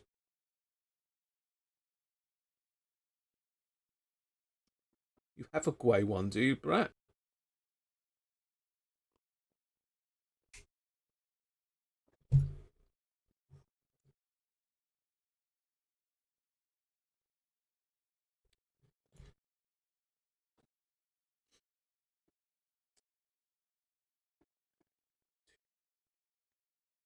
The audio does sound a bit better, so it'd be interesting to see. Oh,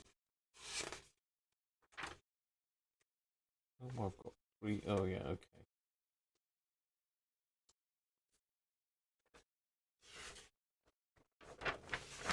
Yeah, the audio did sound a little bit more punchier, had a bit more bass in it. And considering the speaker's out of the case, you're not going to get a great performance from it. Where was the 220 then? 220s is actually in the speaker supply.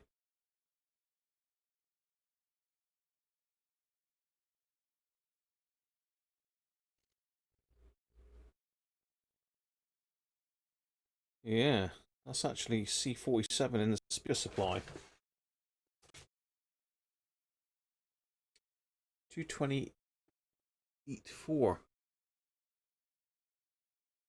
Benji! Benji, have you been in bed with George? I didn't see you drop in there, Benji. Or did you drop in just now? Or were you here all the time? Very late on parade. That's unusual for you, Benji.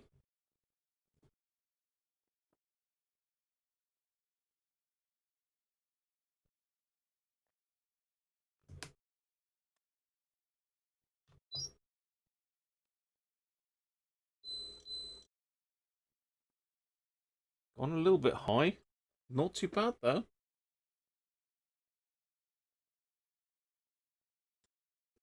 Rob 280. That's probably closest. Eric Bristow. Hang on, 251 for Phil.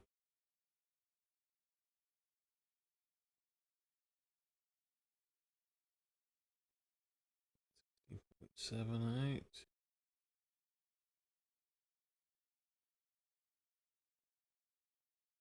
Rob's 12 out. I think it's Rob, isn't it? Or Collins 233. I think it's Rob. Rob Cross.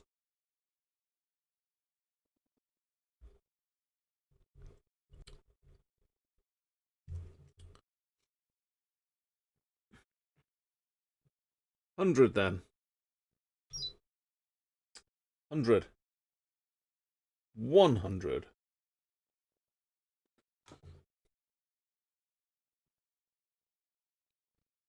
What do you reckon to 100 then?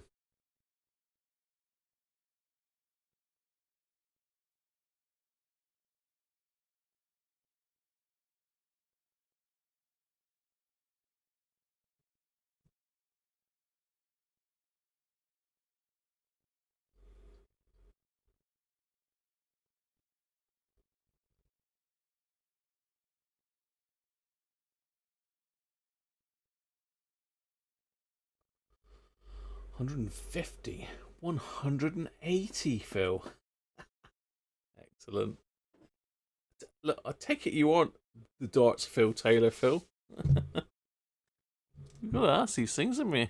You've got to ask these things. I got a bit lightheaded, I think. Let's get that out of the way a bit.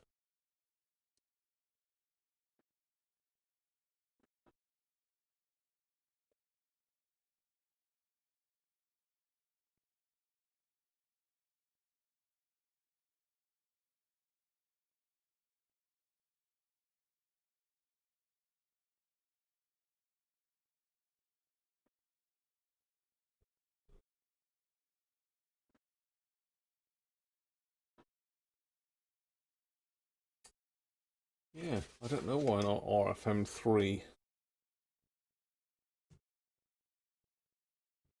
So their clock radio was an RCM1, wasn't it?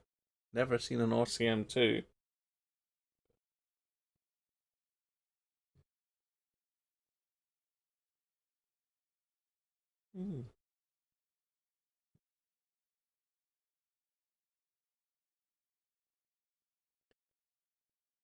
Double top, triple top. Double top, triple top. What? 100. Treble double. Treble double, you mean? Let's go for it then. 124. Brett's got gone 125. Oh, hang on. George is 124.8. Hell, he's only 0.48, George. Paul's 124.9. A He's pipped you there. He pipped you, Paul. But Paul's closer to the ESR. That's George. George has got you, Paul. By 0.1.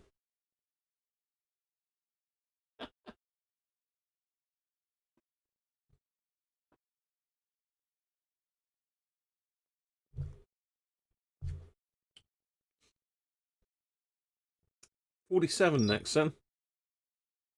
4 and 7. 47. I did do a bit of bingo calling once. Huh? Quite funny.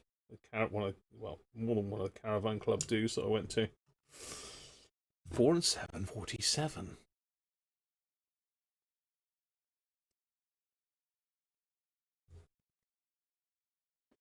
$47 then.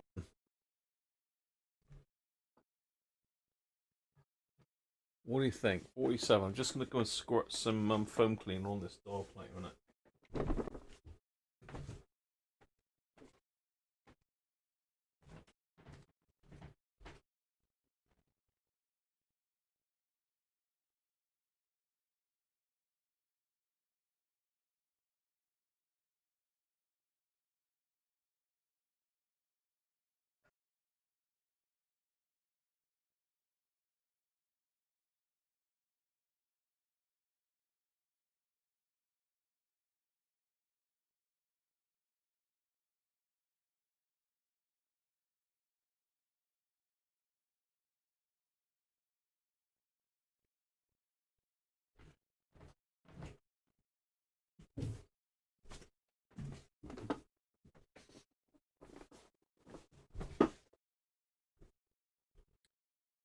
So he's back.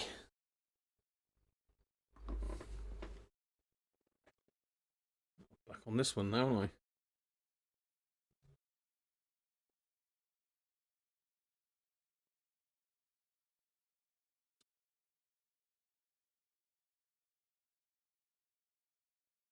$49.67. We're getting specific here. Bullseye. 50, Bill. Phil. Phil.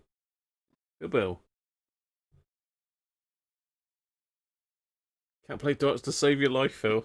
Oh, never mind. You ought to learn, mate. You ought to keep practice. Here goes then. 47 microfarads.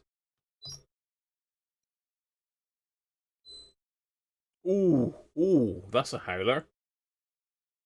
That is a howler. That's a poorly capped, that one. Anybody get anywhere near that? That's high. Rob's got 64. Colin's 62, I think. Oh, hang on. Stephen's 68. Aston. Oh, I can't believe it. Aston's got 80. 80 is it's Aston. Gotta be. He's only 1.78 out. Did he ever stab at the ESR? No, he didn't. That's got to be Aston then, isn't it? Let's have a look where that one was. 47 microfarads.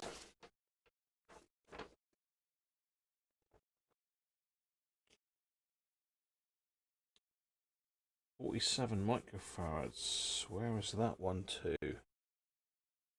Where are you?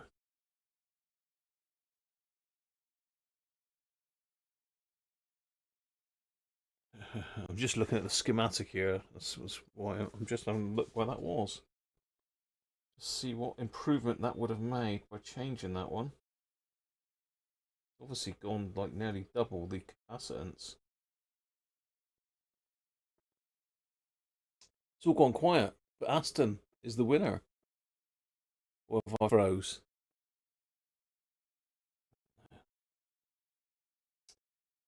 Awesome.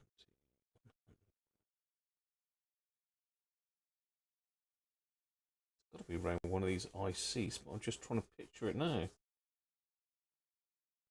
100. 2. Ah, there it is. That's on the audio output. Ah, there you go. There you are. Well, pin 3 of the audio chip. It's not actually the output. It's some sort of...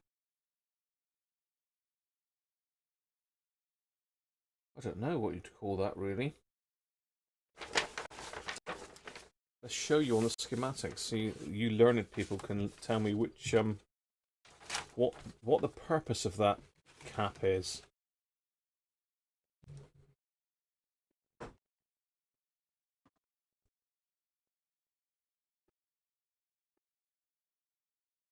So there he is.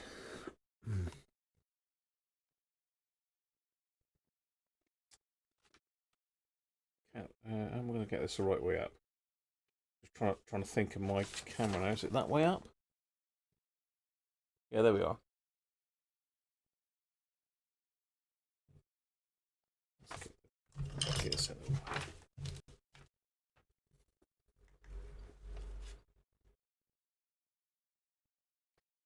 I haven't seen Darren in for a while, and I think he's back to work now, though, isn't he?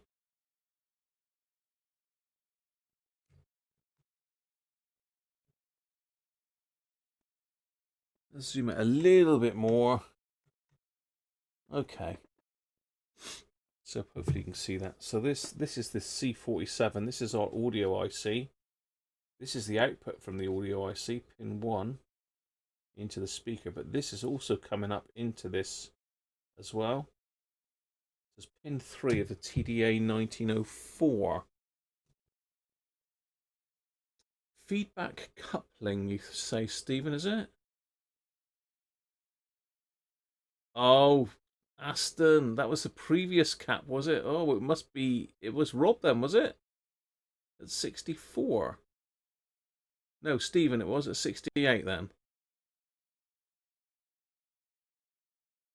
Yeah, that's the audio amplifier. So this is the volume pot. So there's that 0.22 that I was talking about, coming off of the IF IC. So that's blocking DC into the audio. This is the volume pot coming out, and then we've got another decoupling cap. Well, not decoupling. Is it decoupling? I don't know. Another DC blocking cap, I would assume. So pin 8 is the input to that. I'm going to sneeze now. Anyway, deviating again, as is always the case. So it's feedback coupling, Stephen. I'm not sure exactly what feedback coupling does.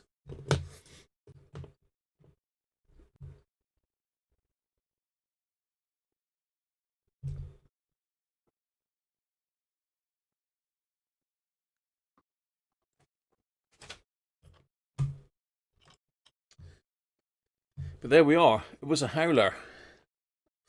A screamer. So 10 microfarads. 10 microfarads, 16 volts. Very popular cap.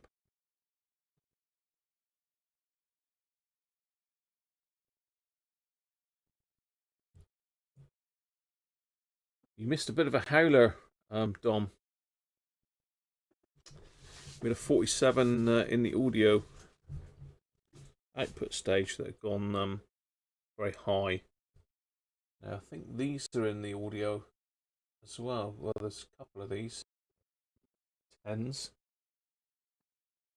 So we've got a 10 microfarad now.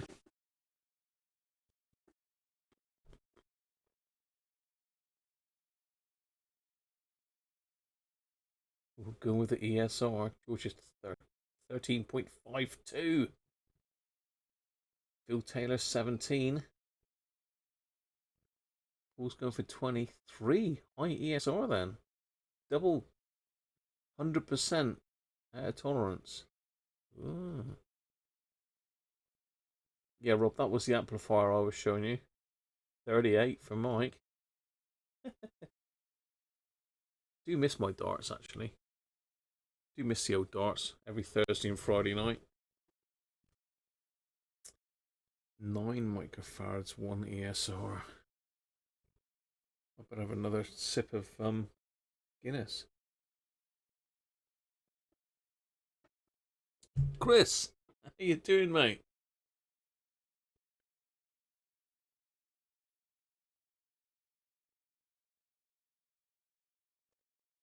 We've just recapped an RFM3, Chris, that I had in the post today. And we're just testing the caps that came out of it, mate. Welcome. Hope you're okay.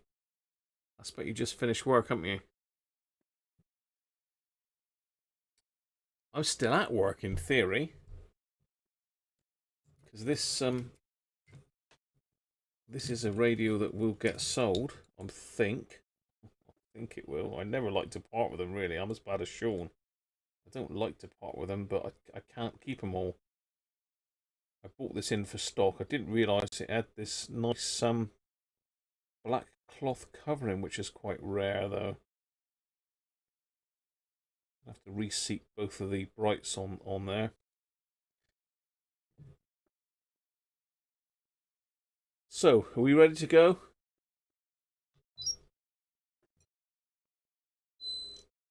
Ooh, that wasn't a nice boing. So that one's gone slightly high ESR on that one.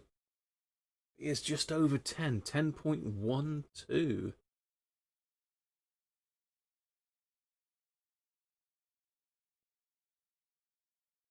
Yeah, there's some close to that, isn't there? 11.25.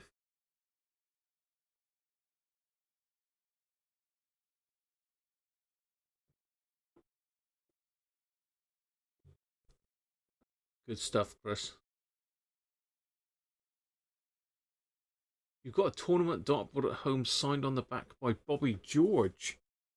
I've got a picture signed by Bobby George somewhere of one of his exhibitions. Yeah, I haven't watched Chris's latest video yet, but I'm sure you're all subscribed to All the Gear, No Idea. I can't see why you wouldn't be. And Dom, Dom's got a channel as well, people, by the way. I don't know if I've mentioned that before, but Mr. Driver Films Shortwave has got a channel. So look him up. Interesting stuff. Done a bit of amateur radio building recently. And messing with some radios at the moment. So interesting stuff to watch.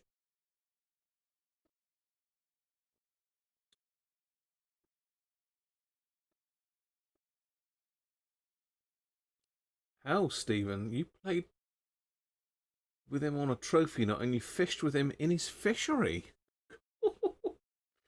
I think you've got the claim to fame there, Stephen.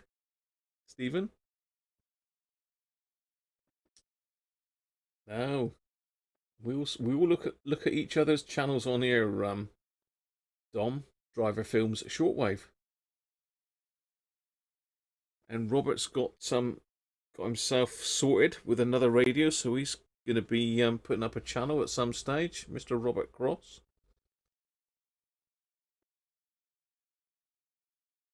Your dad played a few games and was given the board afterwards. Did he beat him though?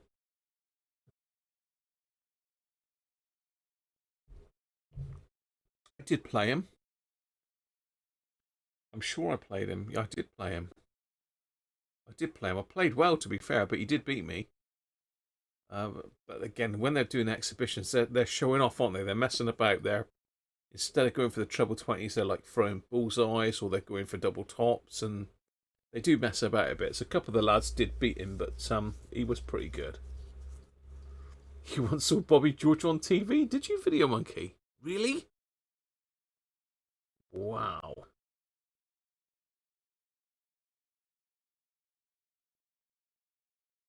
He is a nice bloke, actually. Yeah, very down to earth, isn't he? Yeah, he's always got time for the crowd as well. You know, time for his fans. He's not one of those that sort of like sod off. I'm going now. He did hang about and have a good chat with everybody that didn't play him and that. You once used a urinal next to Jockey Wilson in a pub in Weston. Oh my god. I used to love watching Jockey Wilson play. He was so controversial, wasn't he? You always knew he was going to get up to no good. He was the bad boy of darts, so Jockey.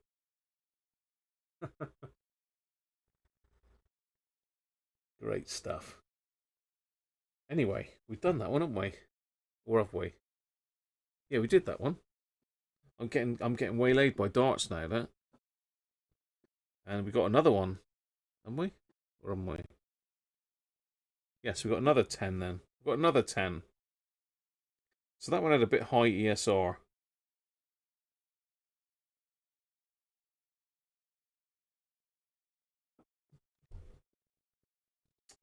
Another 10 then. 10 at 16. What do you think?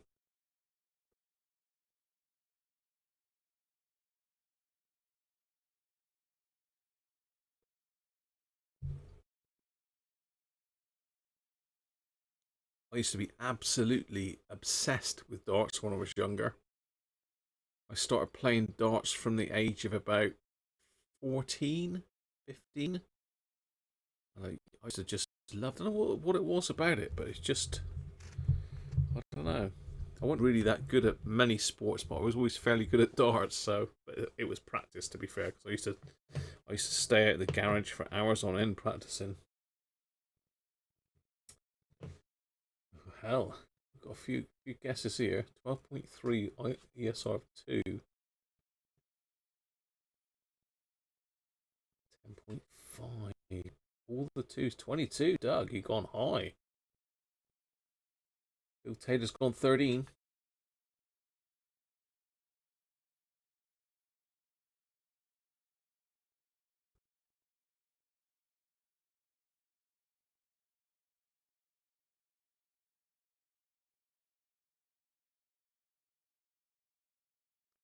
Excuse for going to the pub. Yeah, I did. I used to be in. I actually joined the British Legion darts team at the age of 15. I think. 15. Oh, yeah, it might be 15 or 16. I think I was the youngest member. The old boys didn't like it much though, but yeah.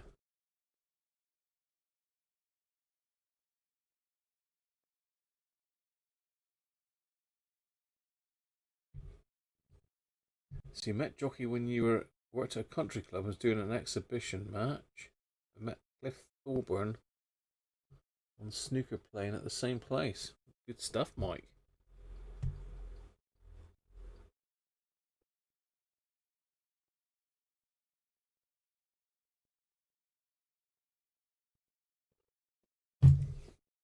Here we go then.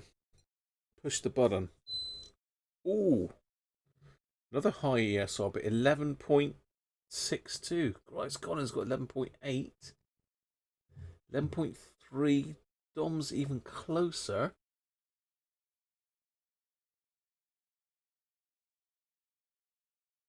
It's Dom with 11.3.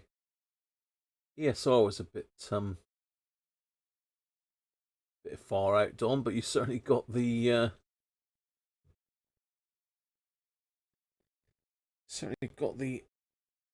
capacitance. Right, okay, what else have we got here now? 2.2. 2.2.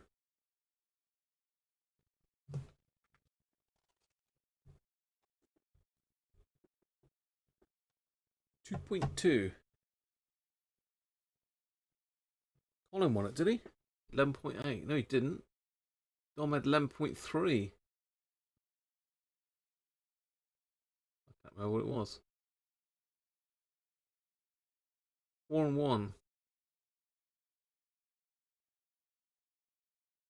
2.2.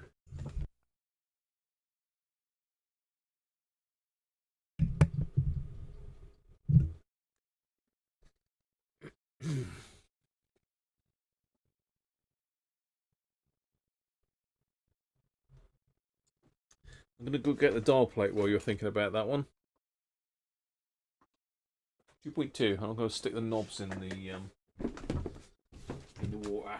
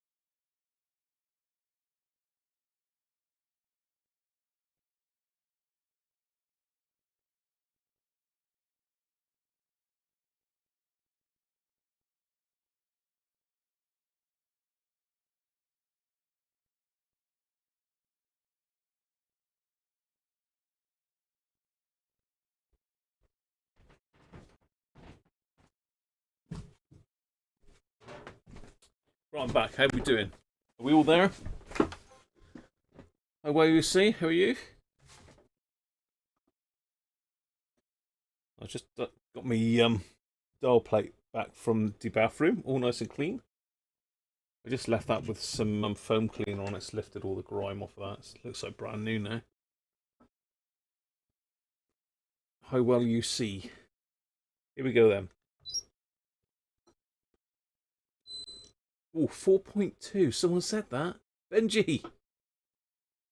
Benji's got it bang on. ESR's a bit high, but it's a low value cap, so it's not too.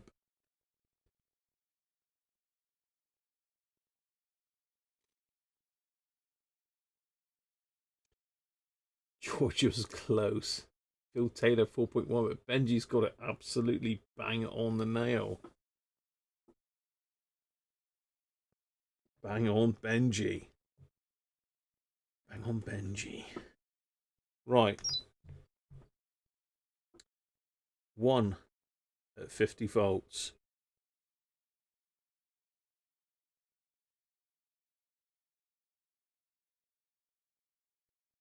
One at 50 volts. This is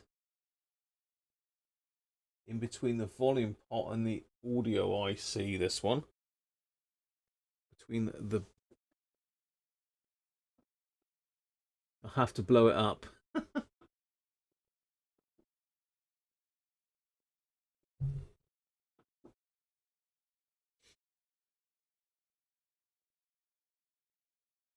We could do a controlled explosion for you, George, if you really wanted me to blow it up.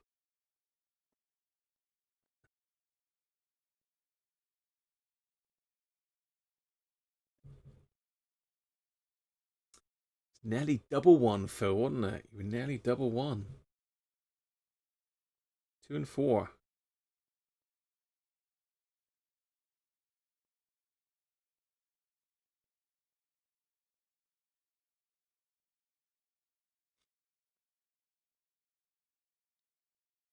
Yes, blow some stuff up.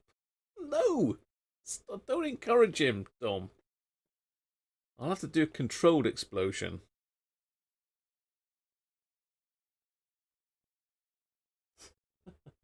Animals.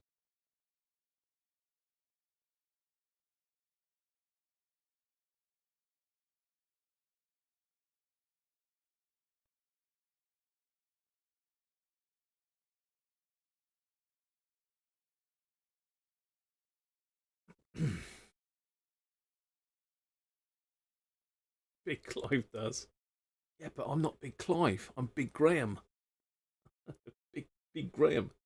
So, how are we doing on the 1 microfarad? I'll have to go and get something for my controlled explosion, aren't I? Being I've said I'll do it now. Are we all done?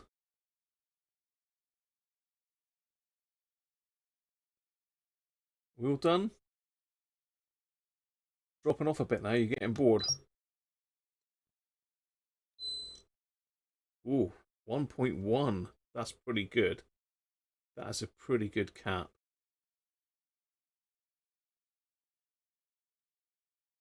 That's pretty good. Who was nearest to that one? 1.7, Colin.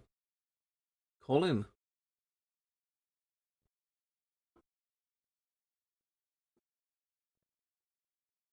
Colin. So we've only got one more, and this is a 0.22, so I don't think this one will measure on this, but it'll show us the ESR, and we can check the capacitance on the other meter. So a 0.22. It's a very low value cap. 0.22 at 50 volts. What do you think?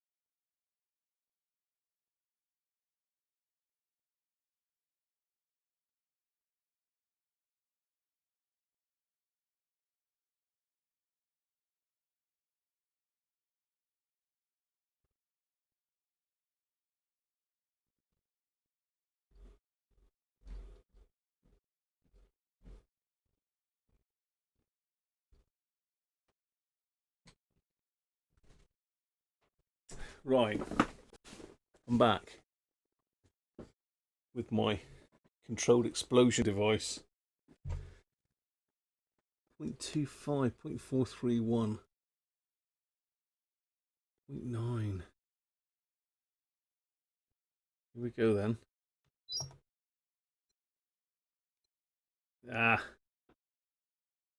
Open circuit or low capacitance, so it won't test the ESR. So I'll have to swap it over.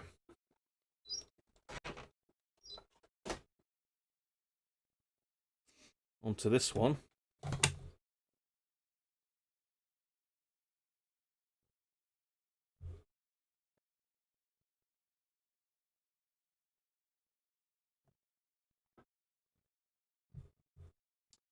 We've just got the crap clips on from the other one.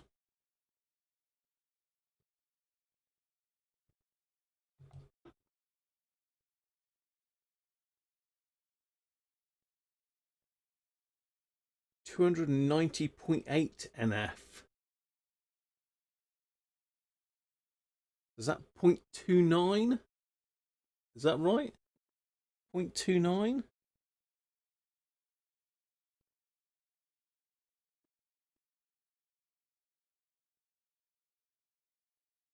Computer says no. It did.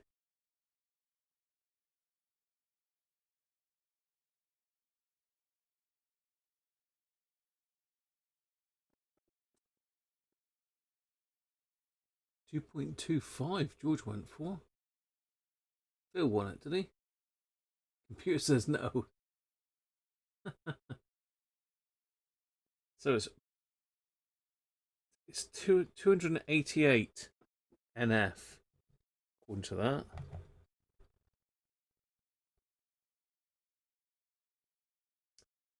.288 NF. I think that's 28.28. Is that right?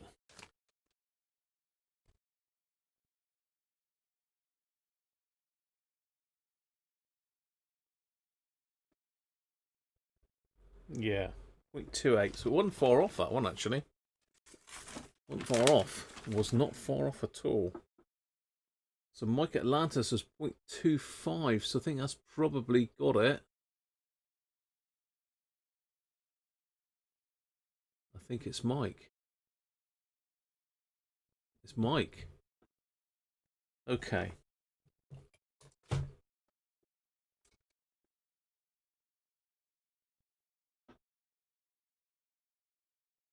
So we're going to reverse polarity a cap just for Benji now.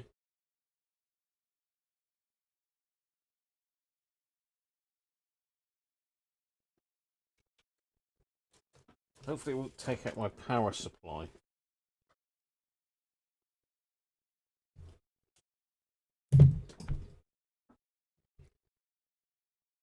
So it was the 47, wasn't it?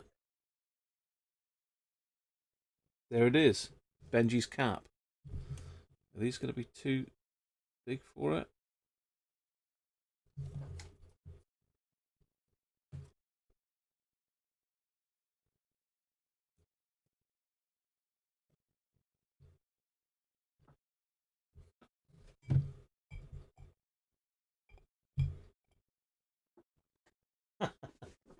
That's just so it doesn't fly halfway across the room. Can you see that?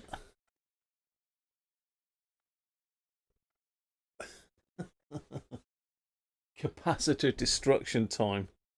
I'll leave the picture in picture on just in case it frightens the bloody life out of me.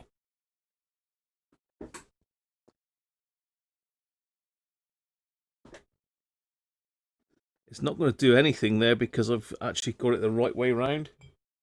Did anybody spot that?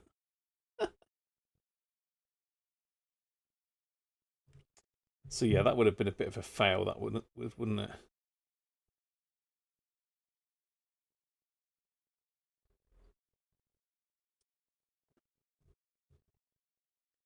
Do with better leads, really. You got the slow-mo ready.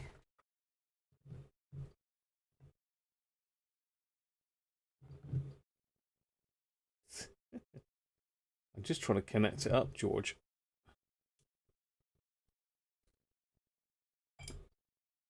No.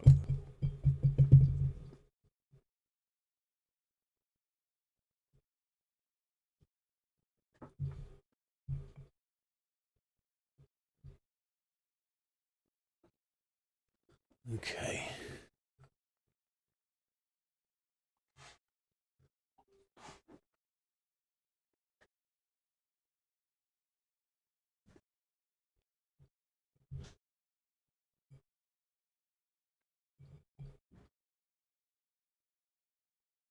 There you go. That's the best view I can do, I think.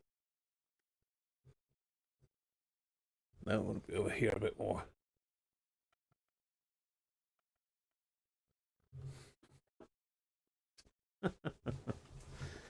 Christ.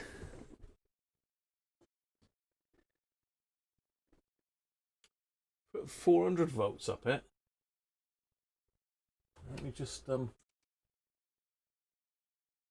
just chuck the voltage up a bit higher, shall we?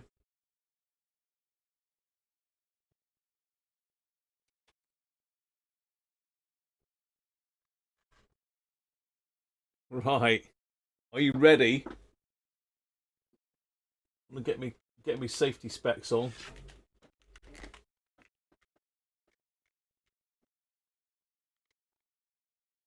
Ready?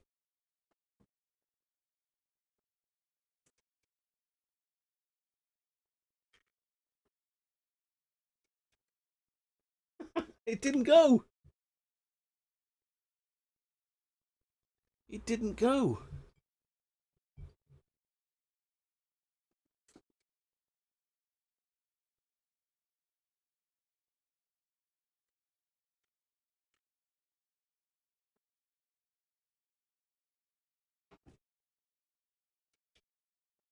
What?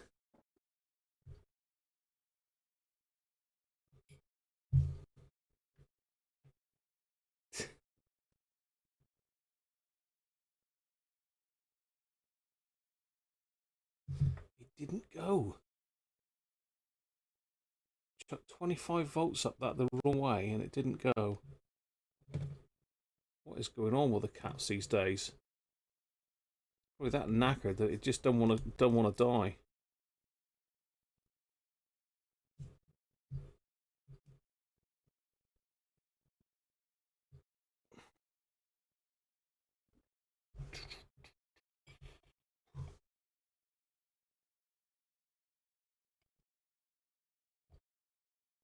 No.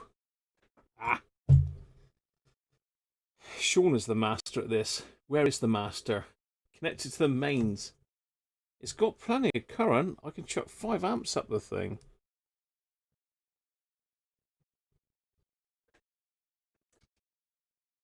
Yeah, the current's not on limit.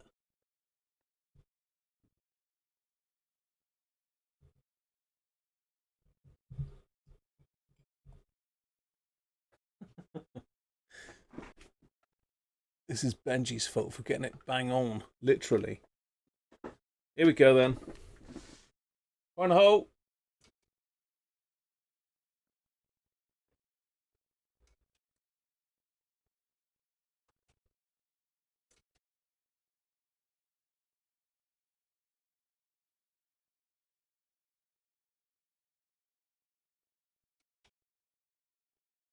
It might. I have got. These are fused leads, so it might have taken out the fused lead. Here we go. Try again.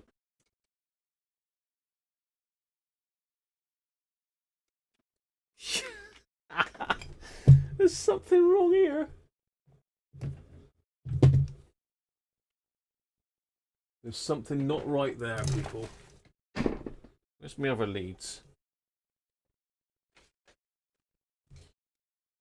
Where's the other leads?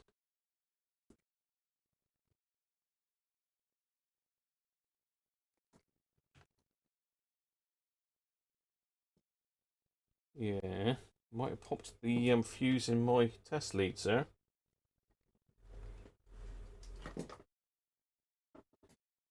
They are fused leads. Dates back to my days as a gas engineer when everything had fuses in it. You would dealing with mains. It's either that or I've killed my power supply.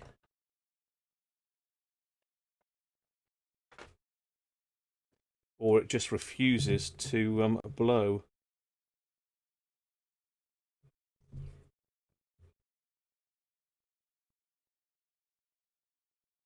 So we're definitely connected the wrong way.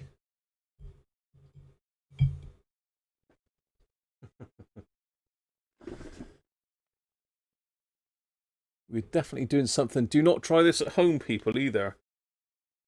Do not try this at home. Here we go. Ready?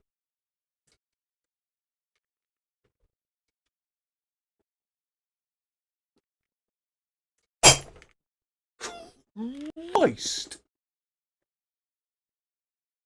Flipping heck.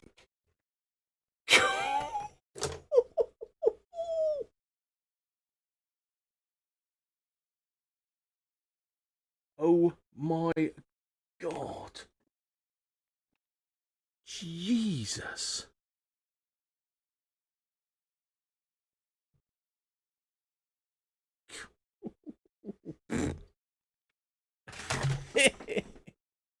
I think he's gone, don't you?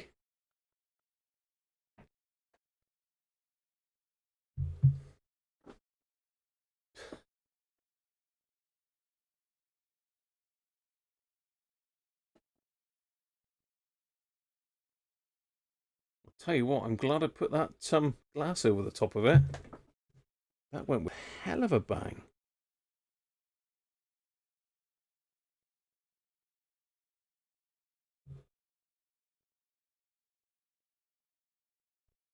Took a bit of current though. It didn't go at first. I had to push the current right up. Jesus. Track on gone. That did make me jump.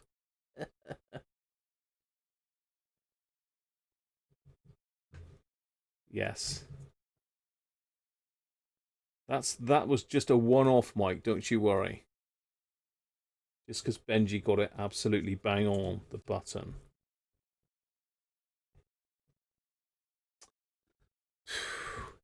Made a mess of my glass as well. Look.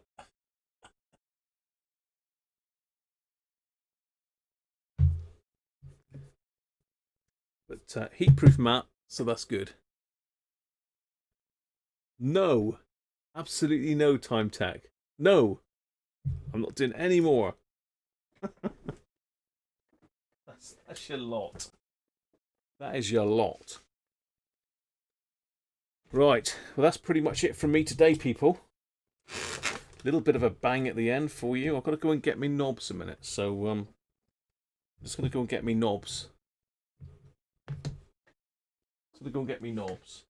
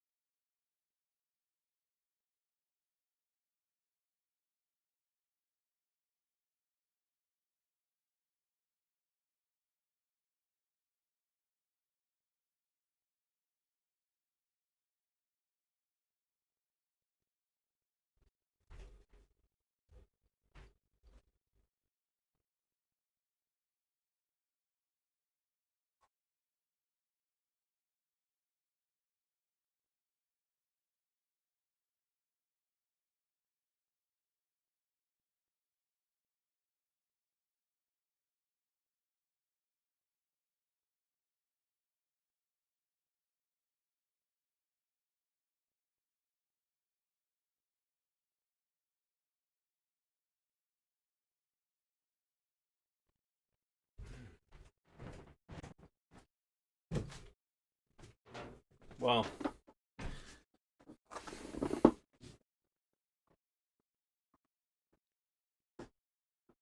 so I've given them a clean off, but they do need a bit more. I need to get the tops off of them, really. I need to get the tops off of them.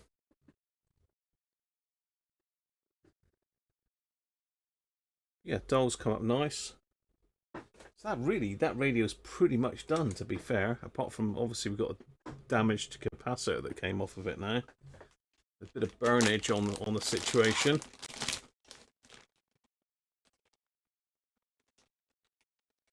The glass is just about okay, Benji. It's not smashed. Cheers, Derek. It was a one-off, mate. But I did it for you guys. There's loads. You had to pee. Hi, Harvey, how are you? It hasn't, surprisingly. You thought it would have done. That was a hell of a bang. I must have had that whacked up near 5 amps when I flicked that switch. It doesn't look like it took out my power supply. It was 30 volts, and I had the amps turned right up to max. That was 30 volts at 5 amps. That was. No wonder it went bang.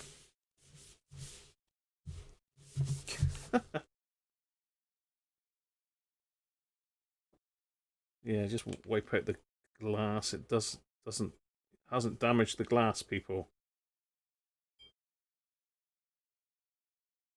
It's quite a thick whiskey tumbler, so that's why I chose that one.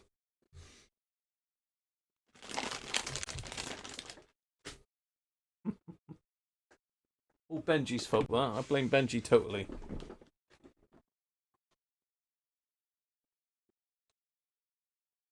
You don't want to see the side of me head as well, do you? I'm sure you don't want double of me. Was a bit of fun, innit?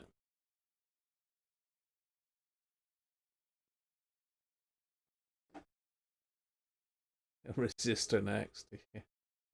That did give a hell of a bang, to be fair. I'd be interested to see what that sounded like, because that was fairly close to the microphone as well. So did anybody jump when that went off? Did we have anybody jump? Or was it just me?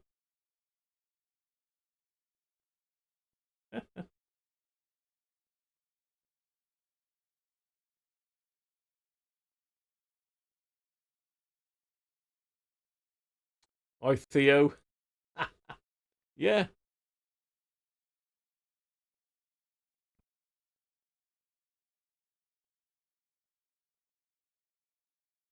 Yeah. Did make me jump. It did go off with a hell of a bang.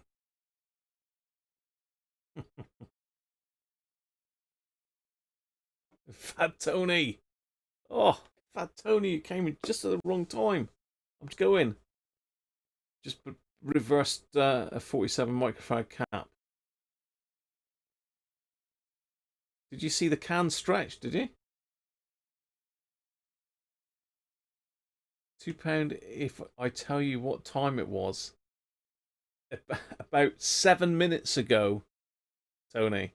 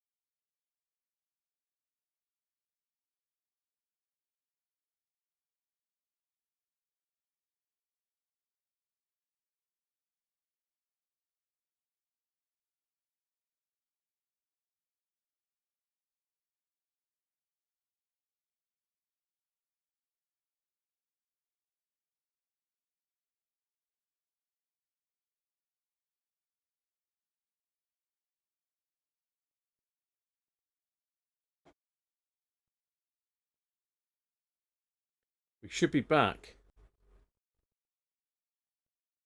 Bang per stream.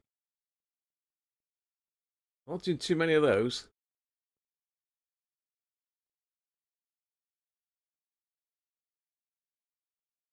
So don't try that at home, children. You mustn't put a capacitor in the wrong way round. It's not good.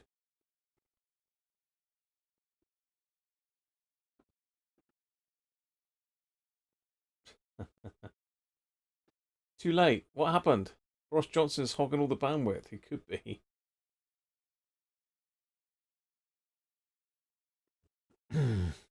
Yes.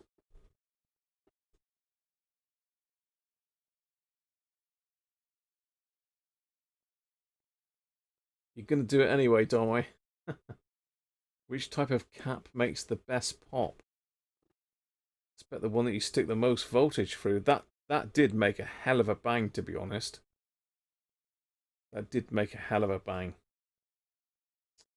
But, you know, not something that I would recommend doing.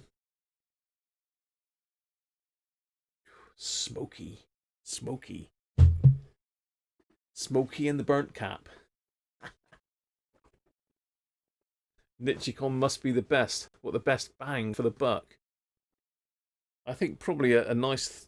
The higher the capacitance, probably the bigger the bang, wouldn't it? No, don't do it, because if you set your house on fire or take your eye out, then it'll be my fault. But you'll notice I put my my magnifying glasses on. I've obviously got these glasses on, and I had a glass over it so as it couldn't pop and hit anything. So, yeah, safe, all safe, people. Kissy, kissy, bang, bang. Pardon? I think we're talking about some different things here, Mike, are we? Have we gone off on a tangent? Benji's banging tonight, is he? Cap popping. Yeah, these are pretty rough, these. But they're not. They're actually in good nick, but they're still a bit dirty, and the brights have sort of moved in one direction. I think the brights are actually loose on these, so I need to soak these in some really hot water, and that'll pop the brights out. I can clean them properly then and reseat them, and that'll be that radio done. So you know, you might see it on my website at some stage.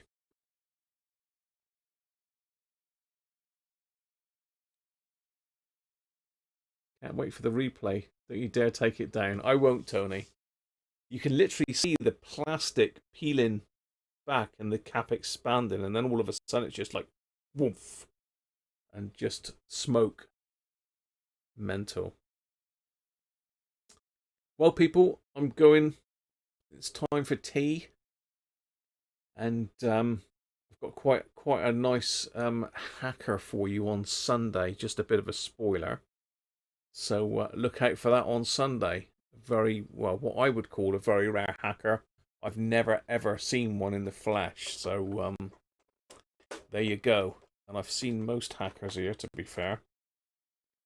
So cheers everybody. Hope you've enjoyed that. If you're not subscribed, then please subscribe. My subscriber count is going quite nicely now. Be nice to get up to 3,000 at some stage. I'm about just under 2,300, I think, at the moment. So you never know. So if you're not subscribed, please subscribe. Don't forget, hit the like. And if you want to put any comments underneath, then pop some comments in. And fingers crossed I can get this copyright issue with my my intro sorted out. I will play it out for you again anyway, just for the hell of it. So cheers everybody. Catch you on Sunday. Thanks for all the super chats and for joining me today. Hope you've enjoyed that. Bye for now.